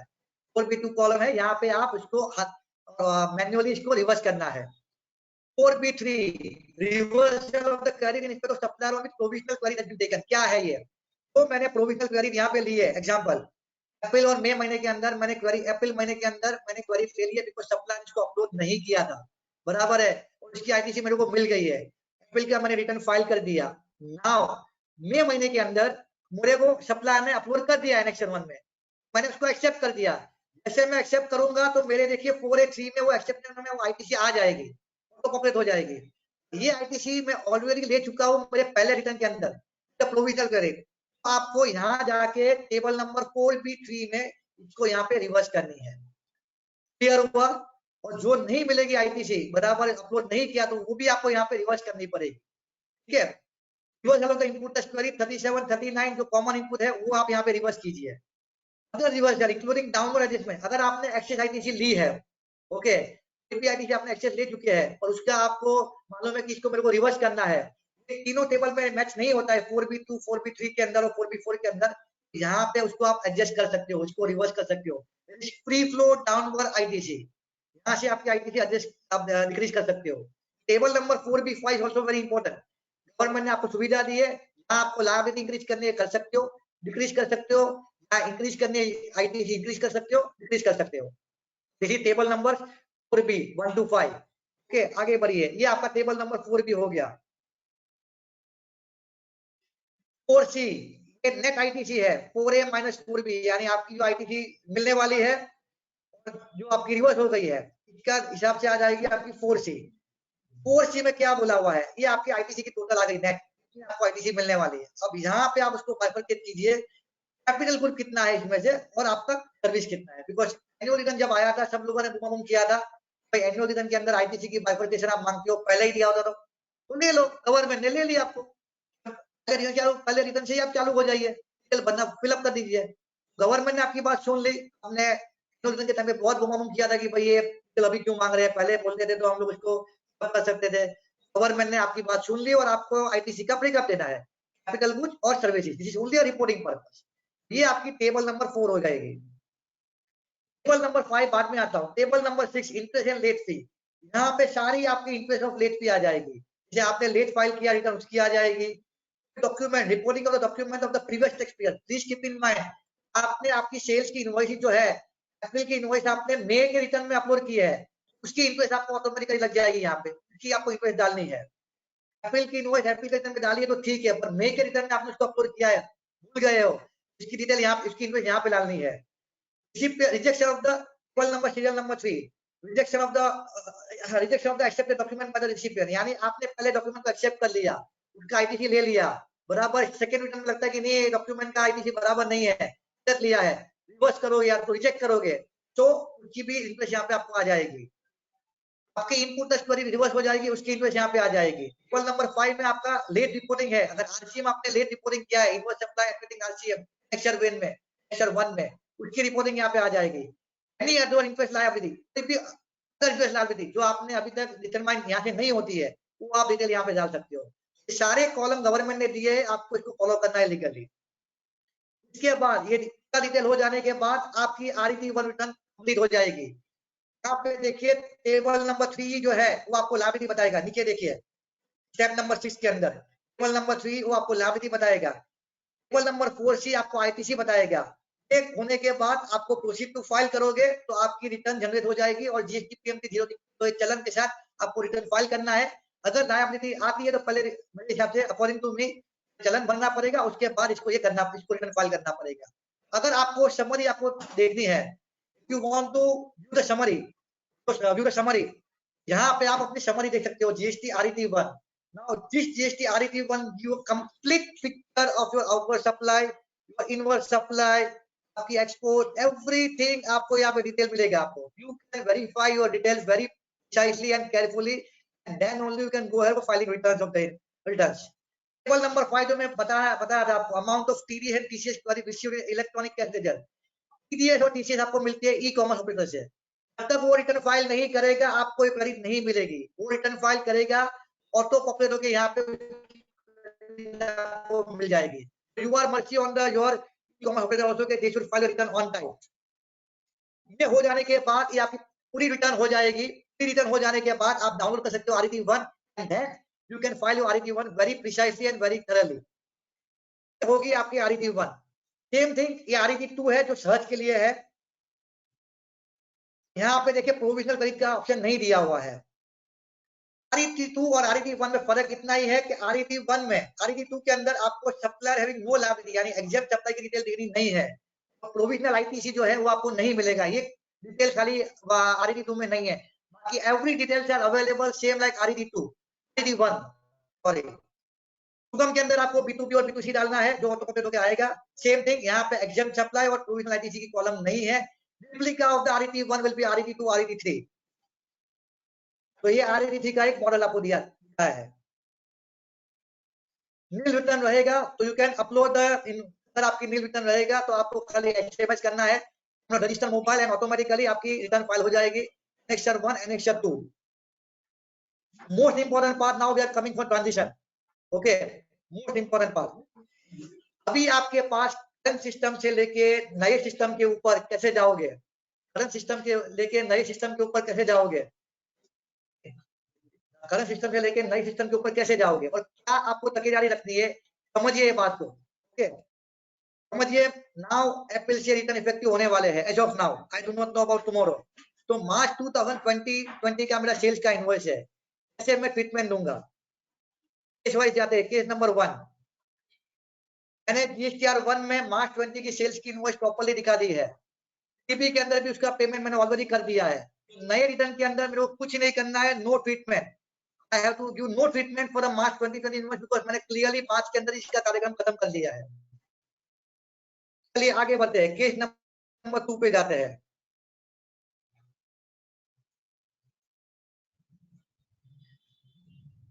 जीएसटीआर 1 में मैंने नहीं दिखाया हुआ है मार्च 20 का इनवॉइस, 3 के अंदर मैंने टैक्स पे कर दिया है। तो नए रिटर्न में मैं क्या करूंगा, सिंपल है, एनेक्सर 1 में दिखाऊंगा। जैसे एनेक्सर 1 में दिखाऊंगा तो पकड़ होके वो अपने 3 कॉलम में आ जाएगी, बराबर है। पर बिकॉज अपने टेबल नंबर 3 के अंदर उसकी लायबिलिटी आ जाती है, तो वो लायबिलिटी में ऑलरेडी 3B के अंदर भर चुका हूँ। आरईटी 1 के 3C5 में reduction of my liability, reduction of my liability वहां पे मैं अपने हाथों से रिड्यूस कर दूंगा। ठीक है, अगर इंटरेस्ट भी ऑटो पॉपुलेट होता है तो उसको भी मैं रिड्यूस कर दूंगा। ठीक है, समझिए केस नंबर 2 ये है। भी मैंने पे कर दिया है, R1 पे कोई एंट्री नहीं है। इन दैट केस एनेक्शन 1 में दिखा हो CC5 से मेरे को लायबिलिटी रिड्यूस करनी पड़ेगी, अदरवाइज मेरे को लायबिलिटी एडिशनल करने को आ जाएगी। केस नंबर 3, 1 में मैंने डाला हुआ है, 3B के अंदर डाला ही नहीं है। 1 में प्रॉपर्ली गया है, 3B के अंदर को खाली पेमेंट करनी है। नए रिटर्न के अंदर डायरेक्टली मैं TA1 के अंदर इंक्रीज माय लायबिलिटी, वहां पे मैं आज से इसकी लायबिलिटी ऐड कर लूंगा, पे कर दूंगा, पर उसका इंटरेस्ट भी आ जाएगा 6.4 में उसका इंटरेस्ट भी लगा दूंगा मैं, ठीक है। सारी इनवॉइस मार्च की है, we are on the transition phase, से हम लोग को नए कैसे जाने का है वो we are doing that. Page number 4, चलिए जीएसटी 1 में मैंने दिखाया ही नहीं है, मार्च का इनवॉइस नहीं जीएसटी 1 में दिखाया, नहीं मैंने सीपी के अंदर पेमेंट किया, तो अब मैं क्या करूंगा नए रिटर्न के अंदर? सिंपल है, एनेक्सर 1 में डाल दीजिए, ऑटो पॉपुलेट होकर आ जाएगी, आपकी रिटर्न के अंदर भी आ जाएगी, लायबिलिटी क्रिएट हो जाएगी और पे कर लोगे आप। खाली एनेक्सर 1 में आपको डालना है और कुछ नहीं करना है। चलिए मैंने आपको 2 चीजें इंपॉर्टेंट बता देता हूँ, ये एक बड़ा इंपॉर्टेंट चीज है, सप्लायर फाइल, यानी आपको मैंने पहले ही बताया था कि अगर सप्लायर अपने रिटर्न टाइम पे नहीं भरेगा तो क्या होगा, तो मैंने एनेक्सर 2 में आपको बताया था कि आपको एक स्टेटस मिलेगा, supplier tax period status, file किया कि नहीं किया है, उसने नहीं फाइल किया तो क्या होगा। वन थिंग, अगर वो मंथली फाइलर है, उसने अपने 2 महीने की रिटर्न फाइल नहीं की है, तो from per month onwards recipient को उसकी आईटीसी जो है, ओके, रिसिपिएंट को उसकी जो है वो तो विजिबल होएगी, पर recipient will not take the action, supplier annexure 1 file करता रहेगा। थर्ड महीने के बाद, because he has not filed first 2 return months, third महीने के बाद 10th ऑनवर्ड्स, एग्जांपल है 10th onwards the recipient cannot able to take the action on the ITC, वो खाली रिजेक्ट और पेंडिंग कर पाएगा, वो एक्सेप्ट नहीं कर पाएगा, he will lose the ITC, please keep in mind, he will lose the ITC अगर सप्लायर फाइल नहीं करेगा। सप्लायर क्वार्टरली रहेगा, उनको 5 महीना दिया गया है, फर्स्ट क्वार्टर के पास और 2 मंथ दिए हैं, क्वार्टरली रिटर्न अगर फाइल नहीं करता है क्वार्टर 1 प्लस 2 महीने का, इन दैट केस उसके 10 के बाद, नेक्स्ट क्वार्टर के 10 के बाद recipient will not able to do anything about ITC, वो खाली व्यू कर पाएगा, वो एक्सेप्ट करने जाएगा तो एरर थ्रो करेगा and he will not able to take the ITC claim unless supplier file return. This is a strict control the GST department is putting on this, that everybody should file the return in time. चलिए मैं आगे बढ़ता हूँ, इसका rejected invoice, अगर recipient ने reject किया invoice तो आपको मालूम है कि एनेक्सर 2 फाइल होने के बाद ही उसको दिखेगा। सप्लायर अगर आरईटी 1 फाइल नहीं करता है, सप्लायर अगर अपना रिटर्न फाइल नहीं करता है, अप्रैल महीने का रिटर्न फाइल नहीं किया और आरईटी 2 रिसिपिएंट ने फाइल कर दिया आरईटी 1, अगर उसने फाइल नहीं किया तो वो एडिट कर पाता है, he can edit the rejected invoices. Supplier ने ऑलरेडी फाइल कर दिया अपना रिटर्न तो वो उसको अमेंड करना पड़ेगा, अमेंडमेंट के लिए एनेक्सर 1 है, अमेंडमेंट का नया रिटर्न है, नया एनेक्सर है, supplier has to amend this thing through annexure 1 provided he has filed his return. मैंने 10 का बता दिया आपको कि अगर 10 के पहले अगर फाइल अपलोड नहीं करते तो क्या उसका कॉन्सिक्वेंस होएगा, रिसिपिएंट को क्रेडिट नहीं मिलेगा, पर वो मिलेगा तो भी नेक्स्ट महीने के अंदर मिलेगा। Rejected button please keep in mind, important point ये है, अकॉर्डिंग टू मी जो हमने पढ़ा है, जो लिखा हुआ है से, तो 10th के बाद ही रिजेक्टेड बटन ऑप्शन ओपन होएगा, यानी annexure 2 recipient can reject the document after 10th before 10th, जो उसको रियल टाइम बेसिस के ऊपर दिखेगा इनवॉइस, रिजेक्ट करेगा आफ्टर 10th ही करेगा, तो please keep in mind. Let's see the government पहले उसको अलाउ करती है कि नहीं करती है। चलो ये क्वेरी आ गया है, ये एक एग्जांपल मैं आपको दिखा रहा हूँ, जीएसटीएन रॉन्गली पंच किया तो क्या हो जाएगा। अगर जीएसटीएन ये एग्जांपल लीजिए, अगर रिजेक्ट कर दिया उसका तो आ गया, मैंने बता दिया है, रॉन्ग एक्सेप्ट तो उसने एक्सेप्ट किया, मान लो रिसिपिएंट ने अपने किसी ए को सप्लाई किया, एनेक्सर 1 अपलोड किया, पर जीएसटी नंबर डाल दिया बी का, बी ने उसको एक्सेप्ट कर दिया है, इन दैट केस क्या हो जाएगा, इसके लिए आपको now problem will be that be आपको इजीली अनलॉक कर देता है, अगर रिसिपिएंट अनलॉक द इनवॉइसेस तो सप्लायर को मिल जाएगा उसको एडिट करने के लिए, अमेंड करने के लिए, बराबर है। रिसिपिएंट समझ लो, मान लो अप्रैल का इनवॉइसेस है, रॉन्ग रिसिपिएंट एक्सेप्टेड, अप्रैल 20 का इनवॉइस एक्सेप्ट कर दिया है, नाउ रिसिपिएंट अनलॉक इन मई में उसको अनलॉक किया, उसको आईटीसी को रिवर्स करना पड़ेगा रिसिपिएंट को, बिकॉज़ वो ऑलरेडी आईटीसी ले चुका है पहले। सप्लायर अपने जून के रिटर्न में उसको अमेंड करेगा, सप्लायर अपने supplier can amend in the next available return that is in June. Real recipient जो है सी को, बराबर है, उसको क्या करना पड़ेगा, उसको प्रोविजनल क्रेडिट ले लेगा, बिकॉज़ क्या उसके एनेक्सर में दिखेगा ही नहीं। बाद में क्या होगा, जब सप्लायर उसको एडिट करेगा और अमेंड करेगा तो उसके लिए, उसके बाद जब रिसिपिएंट को दिखेगा उसको, वो प्रोविजनल क्रेडिट में से प्रोविजनल क्रेडिट को रिवर्स कर देगा, बराबर है, और उसकी आईटीसी ले लेगा। इसमें प्रॉब्लम ये हो जाएगी कि जो रिसिपिएंट है, रियल रिसिपिएंट है, उसकी क्रेडिट जो है वो बहुत आगे चली जाएगी, he can take provisional basis. Supplier को अगर ये कोई रिसिपिएंट अगर ट्रेसेबल ही नहीं होएगा, कैसे ट्रेस करेंगे, रॉन्ग जीएसटी नंबर गया, पहचान में नहीं तो कैसे करेंगे। I think according to me it is right now doubtful, but I have one more solution कि supplier can amend the invoices, बोले अगर रिसिपिएंट दिखेगा नहीं बराबर है, तो अमेंडमेंट में जाके अगर वो अमेंड कर पाता है तो क्या हो जाएगा, रियल रिसिपिएंट को रिसिप्ट दिखेगा और वो लायबिलिटी को he can accept the thing and take the ITC. जिसने रिसिपिएंट ने ऑलरेडी ले लिया है आईटीसी, उसको रिवर्स करनी पड़ेगी। जीएसटी पीएम की जीएस का चलन है, तो आपको फिल करके डिटेल भरनी है। अमेंडमेंट के लिए एक सिंपल ऑप्शन है, आपको जीएसटी आरईटी 1 एंड एनेक्सर 1 है, ये दोनों आपको अमेंडमेंट के लिए भरने हैं। कीप इन माइंड, जैसे हमने एनेक्सर 1 भरा, एनेक्सर 1 एक इसके लिए है, अमेंडमेंट के लिए है, आप एडिट नहीं कर पाते हो। और उसका भी एक सेपरेट रिटर्न है, आरईटी 1 है। आरईटी 1 रिटर्न नॉर्मल के लिए है, आरईटी 1 रिटर्न है वो अमेंडमेंट के लिए है। दोनों रिटर्न आपको फाइल करनी पड़ेगी when you do the amendment. ठीक है, सेम टेबल दिया हुआ है, दैट टेबल की वजह से आप सिलेक्ट कर सकते हो।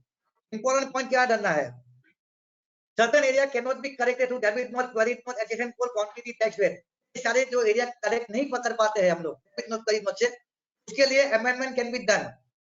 फाइलिंग फ्रीक्वेंसी, ये अमेंडमेंट रिटर्न कितनी बार फाइल करना पड़ेगा, कितनी बार फाइल करना पड़ेगा और कितनी बार उसको एक्सेप्ट, कितनी बार फाइल करना, और पीरियोडिसिटी क्या रहेगी, अभी तक नोटिफाई नहीं हुई है।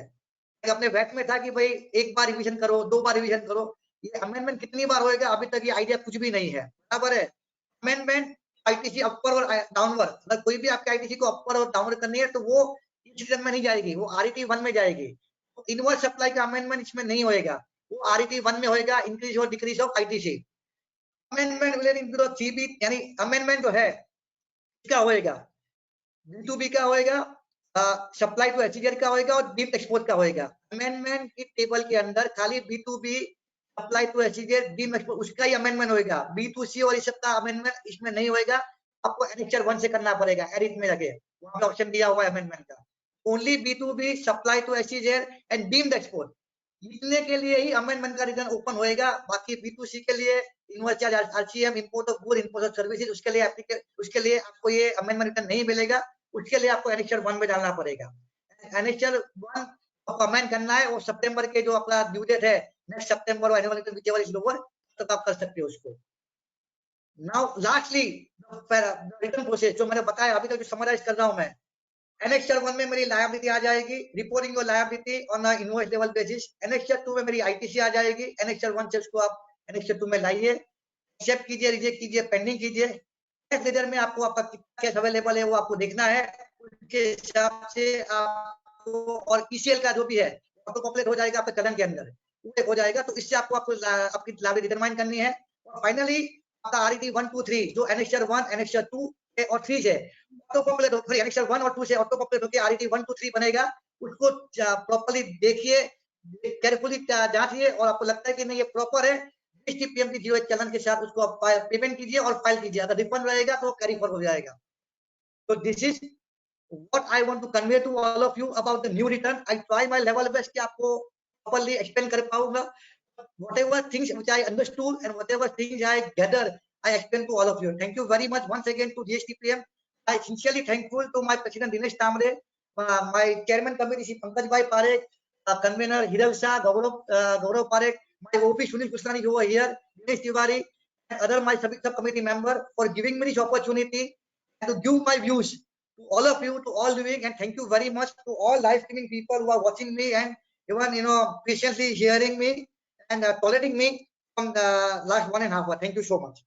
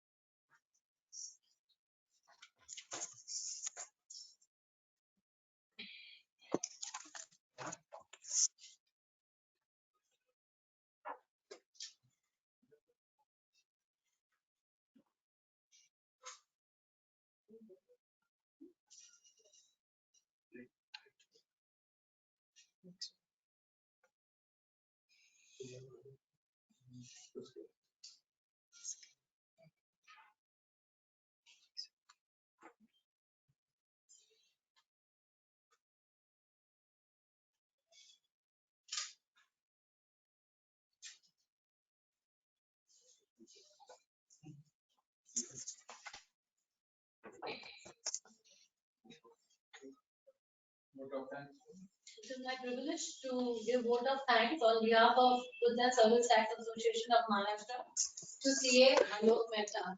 Thank you, sir, for your brilliant delivery and explanation on the new returns, which will be very helpful to all of us, and it will ease our return filing from April onwards.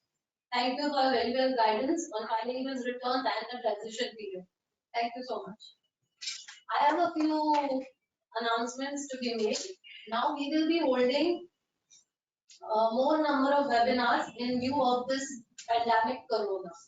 So the first announcement is for the next webinar, which will be held on Saturday, 21st of March, which is the topic is Vivad Se Vishwas scheme. The speakers will be CA Hiten Shah and CA Sunil Junjunwala. The link for registration will be made available on the website on Monday, 16th March. Kindly register for this. Wishing you all a happy weekend and happy filing of returns, and be safe. Thank you. Thank you.